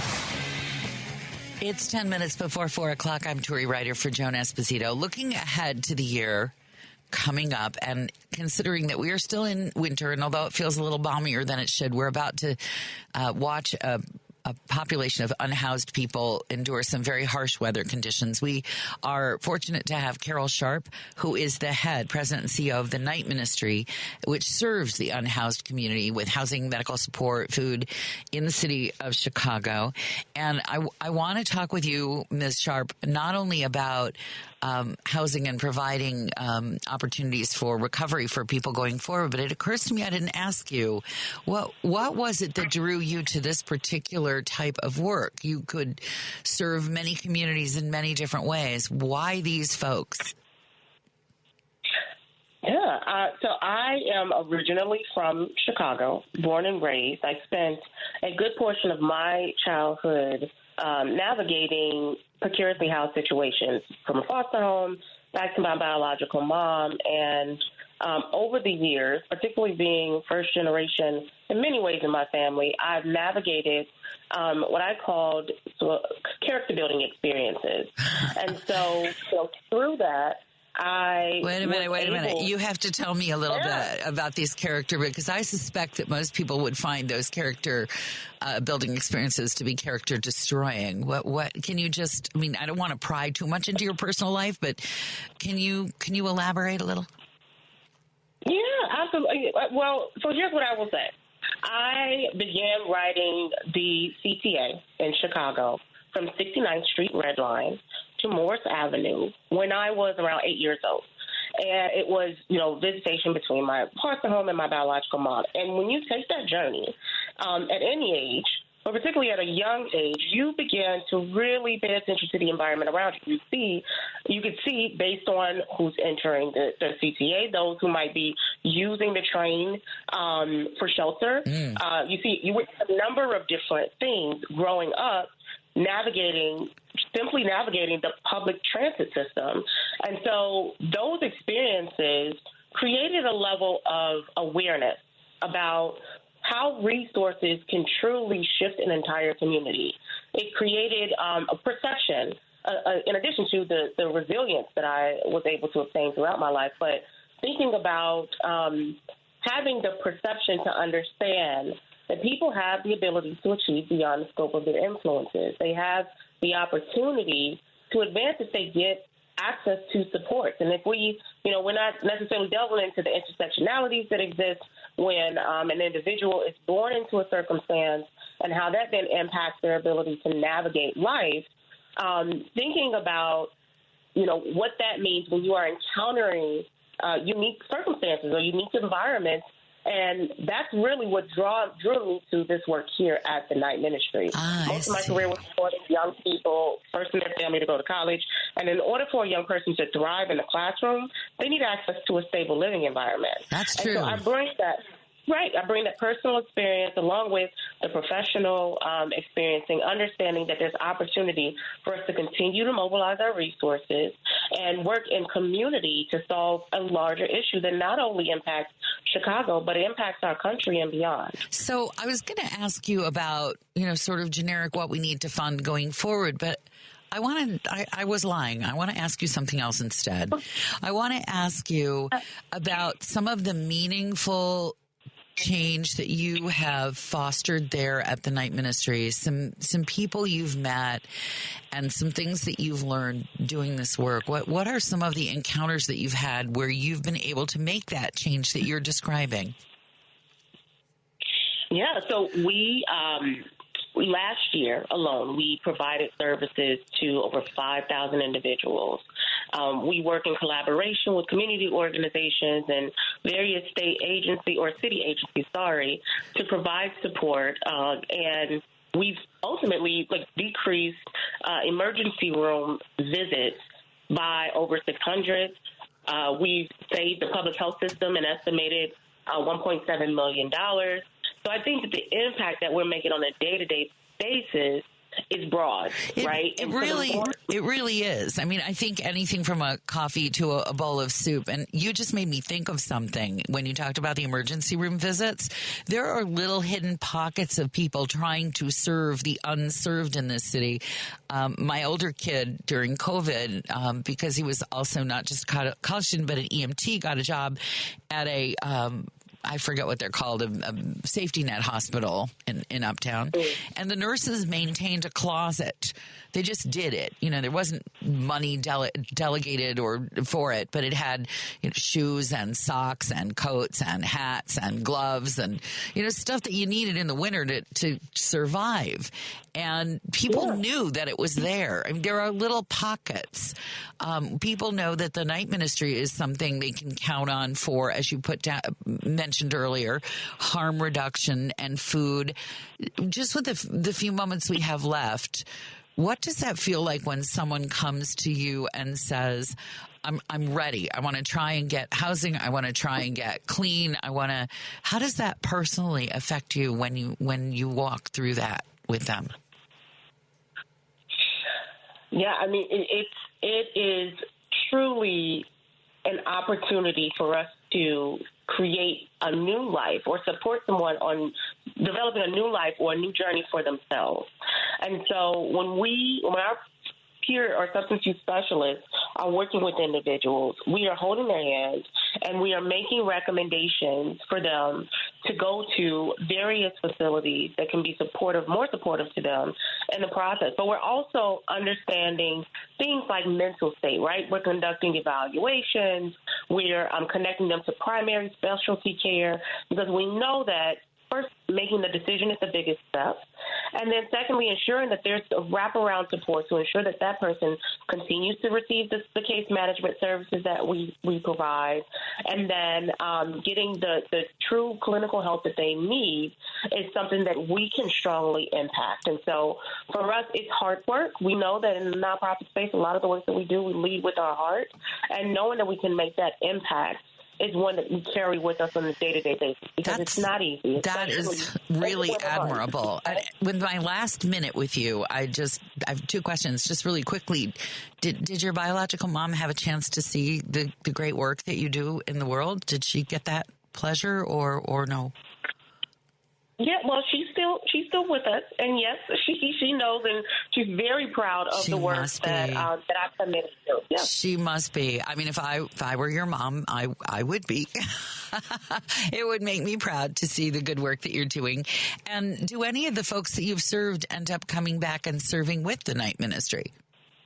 All the time. We lead a youth action board with the state of Illinois, and we have specific programs that are client-led. And so individuals who would have benefited or have benefited for our programs are with us on a regular basis, providing us with feedback, keeping us updated on what they believe some of the needs are as things change over the years, and making sure that they are amplifying their voices to find long-term solutions. Absolutely. I love that. Thank you so much for being willing to do this, and we'll look forward. If people want to find out more or contribute, they can find you at nightministry.org. Is that correct? Do I have that right? That is correct, and join us for our annual benefit on Thursday, May 29th. Well, they'll have to be reminded, so I guess I'm going to have to remind them. Ms. Sharp, thank you so much. I appreciate your time. WCPT, it's the Joan Esposito Show. It's just about 3:59. Joan Esposito, live, local, and progressive. Filling in today for Joan, radio personality and author, Turi Ryder. Yeah, everybody take a deep breath. I'm just the mainline Democrat here. I'm their equal opportunity employment hire. I'm their diversity, equity, and inclusion hire. I'm the plain old vanilla Democrat around here. A little progressive, but mostly just down the middle, which is why I wanted you to meet the gentleman you're about to meet to talk about political comedy. How far is too far? How woke is too woke? We'll talk about all that in a second. I do want to remind you that if you feel like a lack of progressiveness, if you're just kind of twitchy that I'm not progressive enough for you, or even if you just loved a podcast that you've heard on WCPT, Joan Esposito's Live, Local, and Progressive has its very own podcast now. There are actually two of them. The full episodes and the featured interviews. And you can subscribe to either of them, both of them. They're free. They're on all the usual podcast platforms: Spotify, Apple, TuneIn, iHeart, YouTube, Amazon, any place you want to search for Joan's name podcast, it should come up. So feel free, if there's a podcast that you heard that you want to share with a friend, a guest that Joan had, or maybe you were a guest at one point, you want to hear yourself again, I wouldn't fault you for that. Let's be joined now by Ryan Martin. He is the proprietor. I guess that would be perhaps the best way to refer to him, but we'll let him define himself. He runs The Den. It's a comedy club and theater in Wicker Park. They're actually kind of an unusual space. They do a lot of things. Ryan, welcome to WCPT. Tori, thank you for having me. Talk a little bit about The Den and the comedy aspect of The Den and what you do there and why it's such a cool space, because it is a very cool space.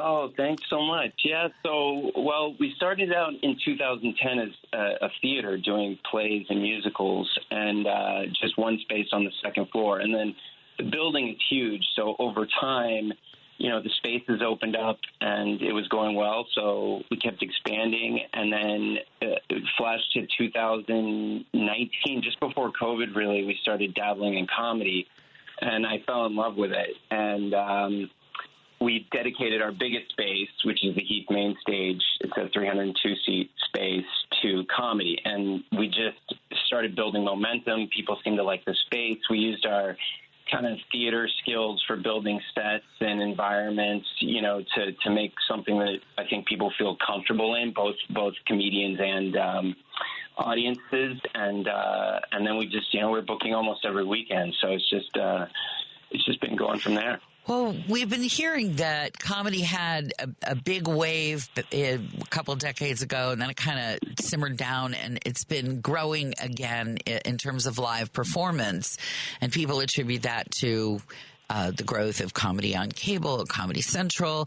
But what I wanted to ask you about was specifically political commentary, because that is that's a hot thing right now. And we're coming into a year where it may actually be harder to make fun, or at least that's my sense of it. What's your read on the year to come and comedy? Yeah, no, I mean, I think you're right on with, political comedy is heating up. Comedy in general, I feel like, has been hot for the last 4 or 5 years. I mean, right after COVID. I think before COVID it was heating up, but I think it's kind of a heyday the last few years. Plateauing, started plateauing a little bit a few months ago, but now it seems to be picking up again right before the elections and naturally dipping into politics a lot. But yeah, to answer your question about the politics, the political part of it, I think people are still feeling it out, both audiences and performers. It's a different thing pre-election. I know the mood changed for us, because we have a little something for everybody, I think, and so, we've had, we've definitely had performers that, maybe, more right-leaning. We've had performers that are more left-leaning. Do you ever mix them? Do you do like a Dennis Miller with, I don't know, what is his name? I love him. Dennis O'Leary. I mean, do you do the two Dennises or? That'd be fun. No, I mean, we don't. I mean, typically majority of what we do is like the big headliner, so it's like, but I think that when Triumph, the Insult Comic Dog came, he brought Rod Blagojevich, as one of his panel guests. And so that one is where, Triumph is unleashing, a pun, a good pun there. Yes, go ahead. Yeah. But yeah, I mean, but that was one where I felt like it was, especially audiences were super mixed politically, and I thought that was really cool. I definitely enjoy that. I think that that's necessary, and I hope that that's what the future brings. Is that people can go see who they want to see that can help us. Get, in a comedic way, get through the ridiculousness of the things we're experiencing, both as humans and as, and with our politics and with our ridiculous situation, and we can laugh. Well, it's going to be, you've got two choices here. You're going to laugh about it, or you're going to jump off of into the Chicago River. And exactly. It's survival. Yes, it is a survival skill. Now, you probably noticed and this goes back before your founding as a comedy club, but the late night hosts on television who had prided themselves on being apolitical just gave it up and went all in on their politics. Yeah. And why do you suppose that happened? And why do you suppose most all of them came down in one political viewpoint? What happened there, and why didn't they make a bigger difference? I mean, I've got so many questions for you. Can people really laugh at a politician whose jokes make fun of their political views? It's tough, right? If you're a great comedian, I think so. But the onus is on both the comedian and the audience, right? I mean, I do think you need to understand when you go see a comedian that their primary purpose is to make you laugh, yeah, it's tough. I don't know why the dam broke like it did with that. Maybe it's a great question. Maybe somebody way smarter than me should be answering it, but maybe it has something to do. I don't know. It's a tough one. Okay, fair enough. You know what? I admire people who say that they don't know. You're hearing Ryan Martin, if you're just joining us. He's the proprietor of the Den Comedy Club and Theater in Wicker Park. We're talking about political comedy prognostications for the year ahead. Is there anything that you think is going to turn out to be a bad topic for comedy in the year ahead? You predict that this is not going to get anybody entertained in any way. It's just too awful or sensitive or disgusting. Is there anything where you're going, I hope I don't get anybody up on my stage who talks about that? Yeah. All right. So let me go back. I lost my train of thought earlier. I think maybe the late night comedy hosts. I think it may be the extreme nature of our politics. I'm not sure we've ever reached an area where we've broken down with our we've changed. I think that the way that I don't think, at least in my lifetime, I've seen the sort of dehumanization, maybe even on both sides. I think that extremity, maybe that would be my best guess, would be a cause for why the late night hosts being, it's just more probable that they're liberal leaning, being, I guess, maybe this is just my best guess here. I like guesses. Go ahead and guess. I have the speculator as my favorite tool, by the way, the speculator. So please. I love that. Speculate. I love speculate. That's awesome. But yeah, I think that's, I think that and so those people are seeing an extreme situation maybe are using their platform in an extreme way as well. Well, so that's an interesting thing that you would say that, and combined with another thing that you just said about dehumanizing people. When you get to someone who is speaking about people as though they are not even people, you tend to run into trouble. And I'm thinking of my own industry. The early savior of talk radio and AM radio was Rush Limbaugh, who early on, despite the fact that he was right-wing and cutting edge, was still funny. And even though I disagreed with absolutely all of his political views, his touch was lighter. He did not take himself as a provider of political gospel. And so I could laugh, but that evolved. He evolved, and other hosts came on the scene who did not have a light touch, and they started really worrying me. There was one host, I will not mention his name, but I thought to myself, this is only a matter of time before somebody goes out and kills somebody because of something this guy is saying, claiming that it's funny. Meanwhile, on the left in talk radio, I noticed a particular thin-skinned quality and a lack of a sense of humor, which always peeved me because, you're not going to have successful talk radio on the left or in the progressive side if you cannot laugh at your own party's mishaps. And, if you've got no sense of humor about the stuff you do that's just screwy, then you're done. You're really done. And I get a lot of people saying, you should not be making fun of people who want to call themselves pregnant people. I'm like, oh, come on, just get it. But again, this idea that it's the left's problem, and I don't know if you're seeing this on the comedy stage, the left's problem is that nothing's allowed to be funny, and the right's problem, as I see it from behind this microphone, is that things are allowed to be funny that are really not funny. They're just mean. They're just mean-spirited, yes. Yeah, but I don't know, do you see that on the comedy stage? I do.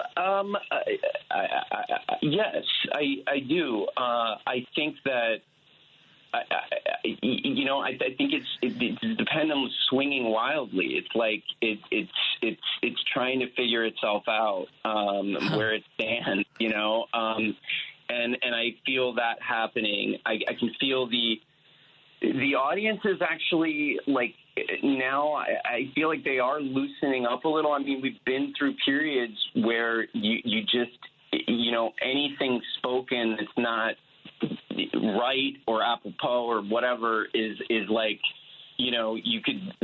somebody needs to be shamed and canceled, and that went too far for sure. It makes people, no one, that doesn't, both both don't work. But, that makes people feel, if you're afraid, if you're like walking on eggshells all the time, you feel like that's not gonna work. That's not gonna make you feel good or help you understand something with fear. So I think that went too far. I loved what you said about comedy being helping people understand something. You just hit on something really important, which is that a really good comedian can help you understand something in a way that you didn't before. And just the easiest example for that would be Lenny Bruce when he called attention to the whole idea of dating across a color line as being absurd by pointing out that most of his white audience would be perfectly happy to date Lena Horne as opposed to, and he named a rather rotund and loud singer of the Star Spangled Banner and said, well, if that's really all you care about. And he pointed out to people that really what they thought they were worried about wasn't necessarily all of what they thought they were worried about. And they were willing to learn things from the way that he presented his comedy. Right. But that takes craft. I mean, it takes craft. But I mean, Lenny, he was also willing to risk almost maybe, I mean, especially at his time, risk everything, getting arrested even, I mean, he was willing to risk it for his comedy. So there's that too, that platform needs the freedom. For sure. Well, I want to talk with you a little bit more in a moment about this whole idea of canceling. And I'll give you a heads up. I'm going to ask you about people whose behavior is reprehensible, but whose comedy is brilliant. So let's talk about that in a minute. It's 19 minutes after 4 o'clock. You are hearing Ryan Martin, the proprietor and creator, really, of the comedy essence of the Den Comedy Club and Theater in Wicker Park. More with him in just a moment on WCPT. Joan Esposito, live, local, and progressive. Filling in today for Joan, radio personality and author Turi Ryder. We are live, local, and progressive. It's Joan's show. I'm here till 5. And guess what? Even though it's New Year's Eve, you get live radio with Patty Vasquez and Elliot Serrano, her family co-pilot tonight from 5 to 7 on WCPT. Joan will be back next week. I will be back on Thursday. Eric Zorn's here on Friday. With us right now, Ryan Martin of the Den Comedy Club and Theater in Wicker Park. And I wanted to ask you, Ryan, your thoughts about artists who have been guilty, if you will, of really disgusting or reprehensible or just plain cruel behavior, and yet their humor is almost irresistible. I think this started, for me anyway, with Woody Allen. I almost wanted to give a medal to the person who said, I only go to Woody Allen movies in a Cineplex. I buy a ticket to a different movie, and then I go down the hall so he doesn't get a dime of my money, but I can't resist his films. And I just thought, there's an elegant solution. Pleasure. Pardon? Guilty pleasure. Yeah. I mean, some of these folks who do bad things, I've got a short list here: Dave Chappelle, Louis C.K., different kinds of bad things. I still think are really funny. And what do you do with that? Yeah, there's another one. These are great questions. I mean, I guess the first thing I think of is like, who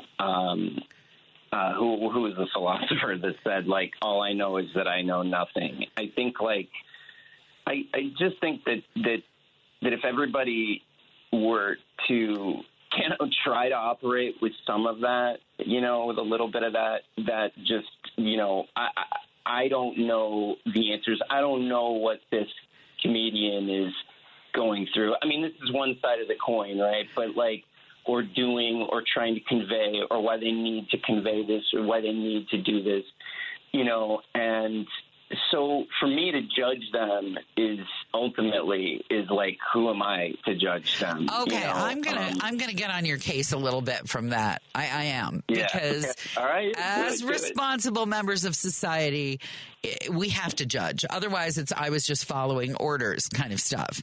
At a certain point, we're told boycott this or donate your money to that. And when you buy a ticket to see a comic who is guilty of disgusting private behavior that is, by his own admission, abusive, you're giving him, you're paying his light bill, and you're laughing at stuff that doesn't involve perhaps the particular act of cruelty or manipulation, but you're still supporting him. Well, so to say, I don't judge, to say I don't judge is not really reasonable. You are judging.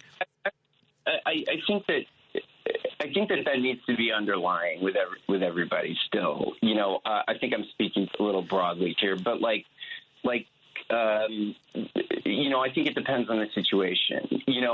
Yes, I agree with you. I don't mean look, if somebody what a super extreme situation. If a comedian rapes somebody clearly and he's convicted of that, and then it's but I like it. No, you've got to look at the situation and judge.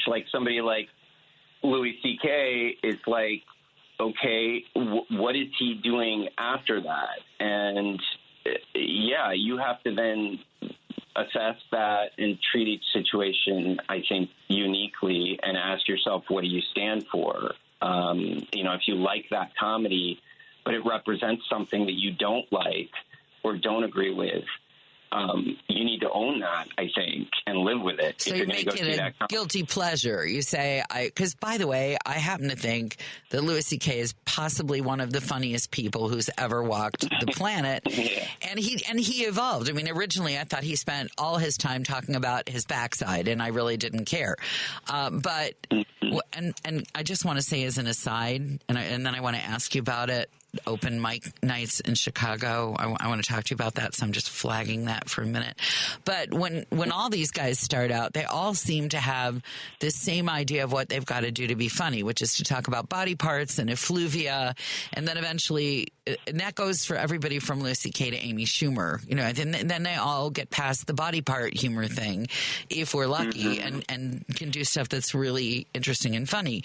But do you ever find that a comedian has evolved his or her thinking on a delicate subject? You said it depends on what they do after that. Have you ever run into a comedian who says, I used to make those kind of jokes. I don't make those kind of jokes anymore? I mean, I definitely think that, I feel like Dave Attell is kind of one. I mean, he still makes a lot of crude jokes, but I think that he's definitely a craftsman. I mean, he's reached, and I think a lot of comedians would agree with this. I've heard he's probably one of the people that I've heard most comedians that come to the Den say, Dave Attell is my favorite comedian.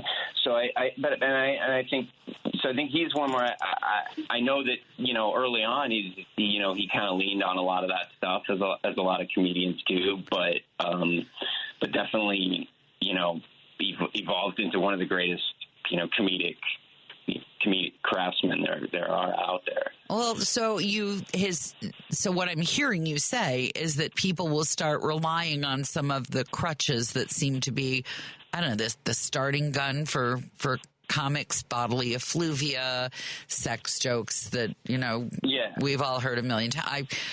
Okay, I'm going to confess something here. I went to an open mic night over Thanksgiving weekend because somebody I know is an aspiring comedian.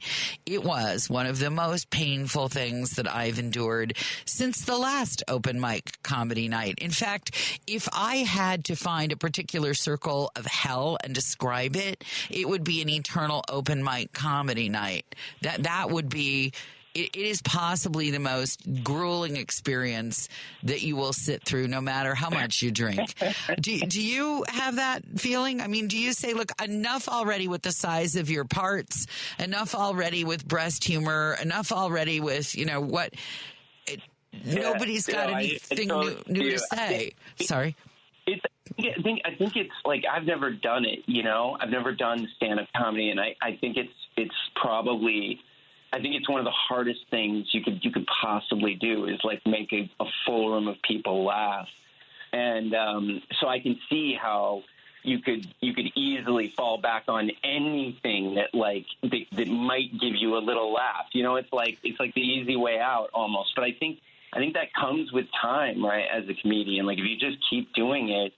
And as long as you have the mindset that I want to actually improve, I want to earn these laughs in a way that I want to make people lose themselves where they forget their troubles, they forget their politics or whatever, they lose themselves in that moment.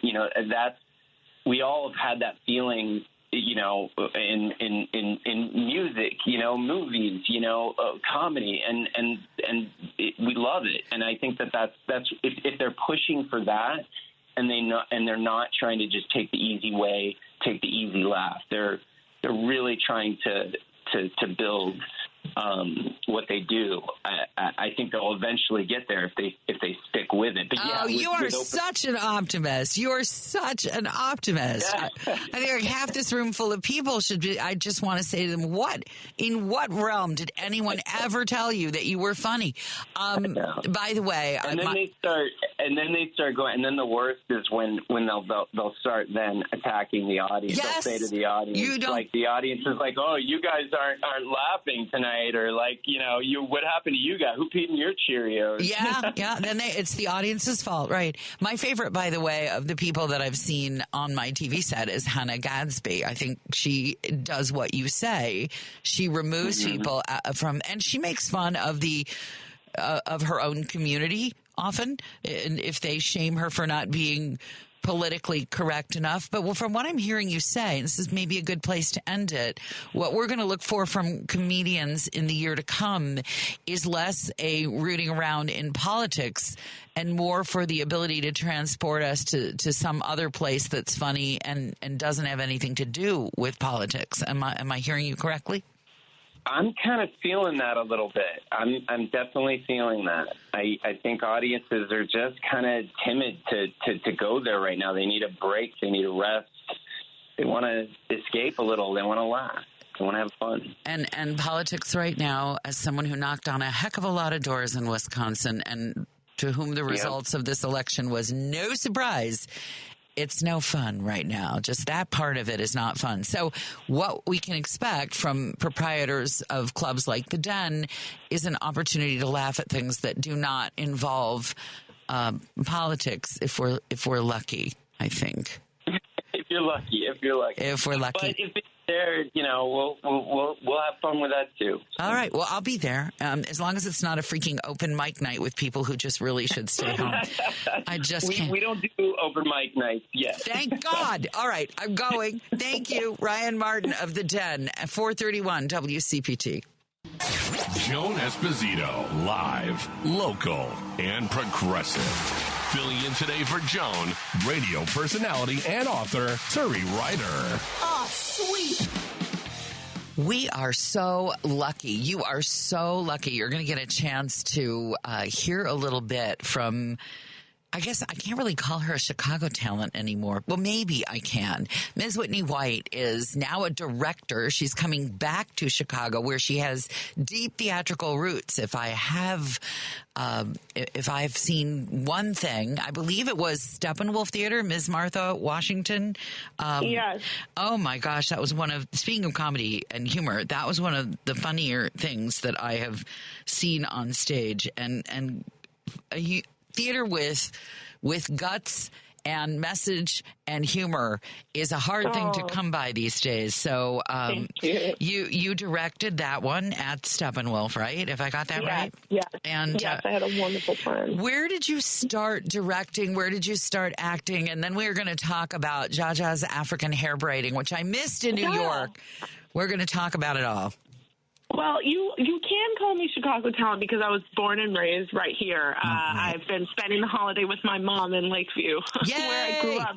Yay! And I would just like to say that, like, actually the church my grandfather took me to was my gateway drug. I know that's strange terminology, but I grew up going to the Apostolic Church of God on the south side off 67th. And I mean, to this day, when you go, there's like a 50-person choir, a 8 to 14-piece band. Like, my understanding of what art could be is so housed in that building. And then cut to, I went to Latin school for high school, and I was playing sports at the time, but I got the opportunity to audition for Oklahoma, and I abandoned the basketball team for that musical, and I kind of think the rest is history.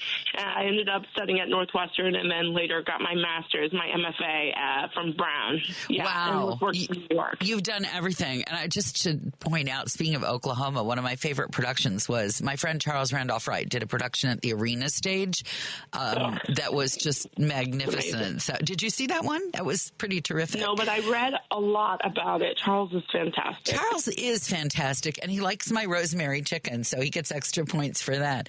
Yeah, if you want to please Charles, he's a picky eater. The rosemary chicken, I'll give you the recipe. So you are back in Chicago to spend some holiday time and to direct Jaja's African Hair Braiding. Tell a little about what it's about, and then I want to talk to you about hair and culture and bridge building through hair. And we're going to, and black hair and white hair. And we just, by the way, our state representative is responsible for a bill that passed in Springfield where school children in Chicago cannot be required to wear a particular hairstyle and cannot be punished for wearing, for lack of a better term right now, an ethnic hairstyle. Wonderful. Yeah, Mike That's Simmons. A big deal. It is a big deal. And people who are in the dominant culture do not get any of this at all. So with that as a preamble, and I have that hair because that's my culture, but I want to talk to you about the play, what drew you to it, how it works. Talk to me, Whitney. Of course. So Jaja's African Hair Braiding debuted on Broadway this past season. It's about one fateful day in an African hair braiding salon when Marie, a daughter, has to run the shop for her incredible mother because her mother is getting married. And you spend 24 hours in that shop with a hilarious, incredible, and larger-than-life group of stylists, let's call them. And I feel like the show is very much an intersection of Cheers and Steel Magnolias, and it's such a great callback to classic American comedy. Of course, at the end, there's a twist, and I won't be giving it away. Do not. But it's really a slice of the life kind of play, and you fall in love with all these women who are working hard to make money and also giving each other a hard time at the same time. Well, because that's what you do when you love somebody. You give them a hard time, right? Yeah, and the comedy, I mean, Lucille Ball was a big inspiration for me when I was mounting this production originally. And going back to, like, Three Stooges, Abbott and Costello, Who's on First, Martin Lawrence, the American artist has a long-time history of comedy genius. And I knew that this show, which is really focused on the humanization of immigrant workers, needed to have a hilarious wall-up to it. And I definitely want to thank Jocelyn Bio, the playwright, because we were step right beside each other every time, and we knew we wanted it to be undeniably brilliant and funny. And so we're so excited it's coming here. Well, I'm excited that it's coming here. And you talked about the welcoming of immigrants. And I suppose most people know now that when women in particular come to this country and they may or may not be able to work on the books, one thing they often do is personal care services. I know that in California, I lived in the Bay Area, the nail salons were a path in for a lot of people coming specifically from Vietnam. And some of them were in positions of power and some of them were being not well treated by their employers, and some of them just set up shop in their homes. And to this day, hair braiding, nails, manicurists, all of those intimate beauty services are a way that women can begin to acquire money and power here. Upward mobility, certainly. Yes. And I think what's exciting about the play is like the face of immigration that you see in the play is not what you expect. These are women who make money every day. They work a job. They're paying into the tax system. And then when it comes time for their kids to go to school, when it comes time for them to have the rights they think they should have, they can't get them. So I won't go too far into it, but the play is kind of a beautiful seesaw between these very real issues and just a group of women that are, again, I keep saying larger than life, because what drew me to the play was these characters, because every salon has a woman who thinks she knows everything, but no one wants to get their hair done with her because she's not doing a good job. Every salon has the young, pretty girl that's stealing the customers. There's such a kind of universality to the characters, and they really make you laugh so hard. Gosh, I do not spend enough time in salons, and maybe this is part of it. Perhaps in Black culture, there's more of a community around. I know we've all heard about barbershops. I guess from what you're saying, when I go in to get my hair cut, I'm like the only person there, and I like it that way. I like quiet because I'm nervous anyhow. But it sounds like there's a different world for other cultures, perhaps. Well, this is beautiful what you're bringing up, because not only is the play about the women that work in the shop, but over the course of the day, you also meet a plethora of customers who come in from different styles. And I feel like I'm very much the person who wants to hear the gossip in the shop. Like, I'll sit there all day. If two of the braiders start arguing, like, I want to know what's going on. But then there are also, like, regular civilians who are not looking for all this drama. And what's hilarious is over the course of this day, all of these people come in and out to get their styles, and you see how they all react to the ecosystem of the place, and that also brings a lot of laughs. Yeah, I would imagine. I mean, if all of a sudden I were surrounded by salon pandemonium, I think I might just, throw off my plastic coating and run out of the door. Yeah, that makes sense. Let's talk a little bit about hair as a cultural misunderstanding. Your show is for everyone. And I'm just going to recount to you two stories from my past so you can get an idea of how fraught this can be for people who lack understanding. I was working in Portland. I'm Jewish. I'm a member of the Jewish community there.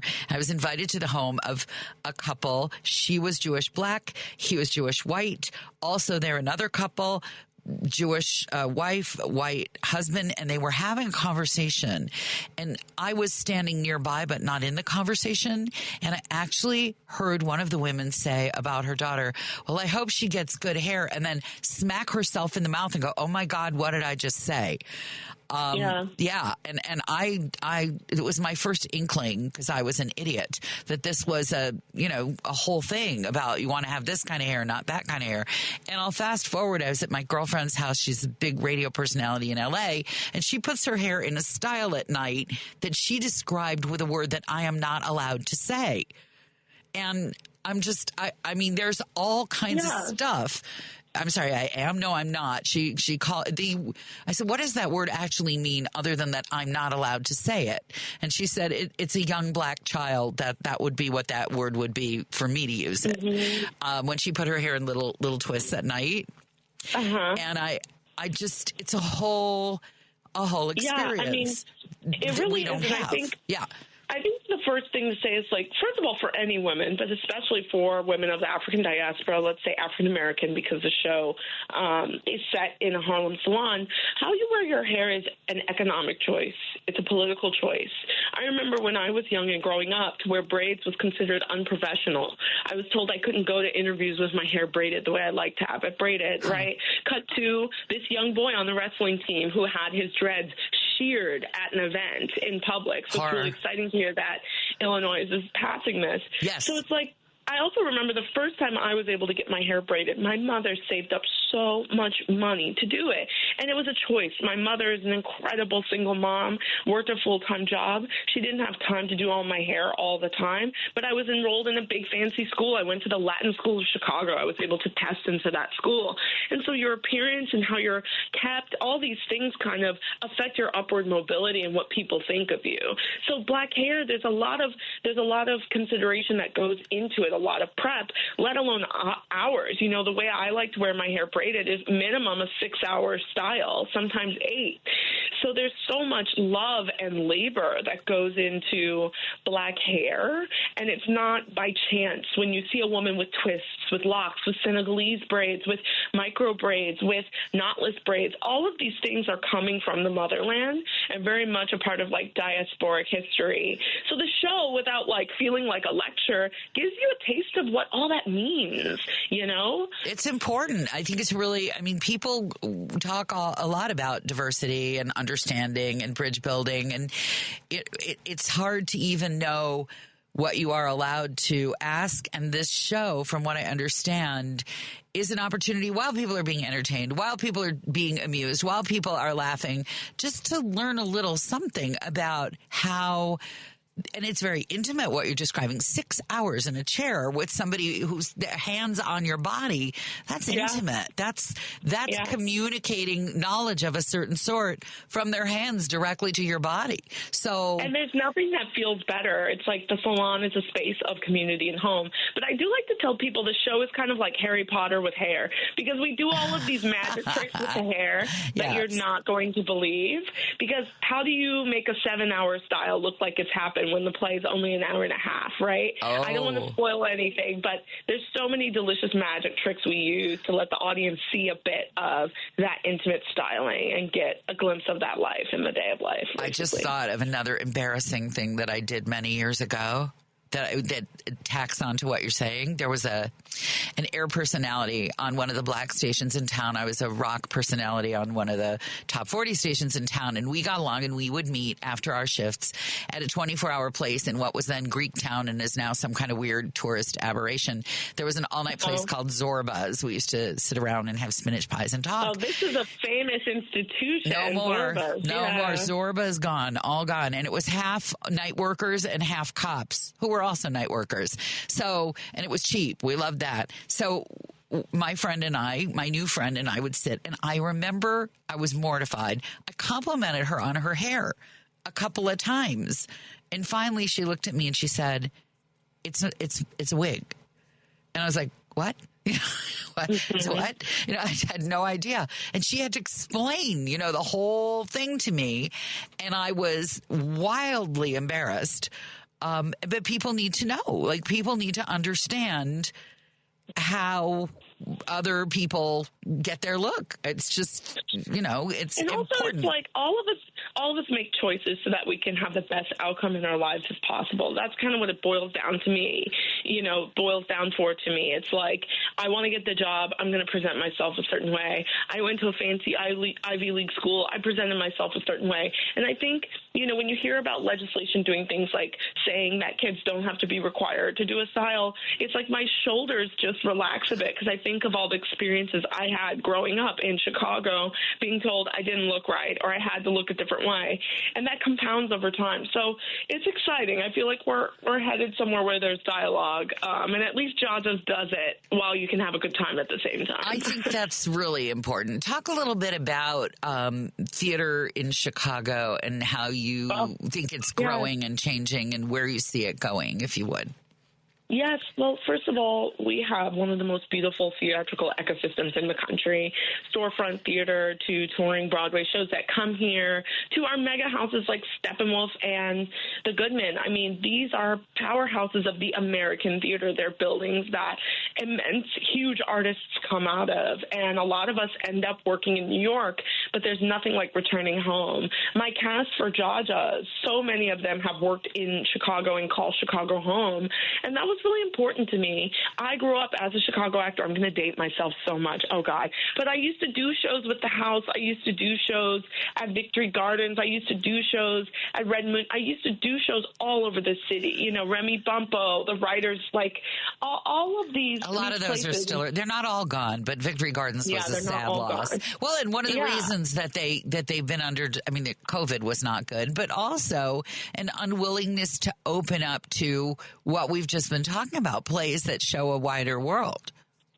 I do agree with that. I do think, you know, our audiences, I am a proud Chicagoan. I think that Chicagoans are smart. I think Chicagoans are ready for the best of the best, and that's what we need to be focused on to make sure our audience is coming back and invested. But there's, you know, every time I get a chance to come home, I run back here because I love the theater community so much. It is a beautiful community. I love this. I explained to people that here in Chicago, it doesn't cost an arm and a leg to rent a storefront, so you can grow a theater company here starting very small. And just about every neighborhood in town has a small storefront theater that may grow, may not. Just like anything you plant in your garden, not all of it comes up, but you plant a lot of seeds, something good will bloom, at least if you're Darwinian about it, which I am.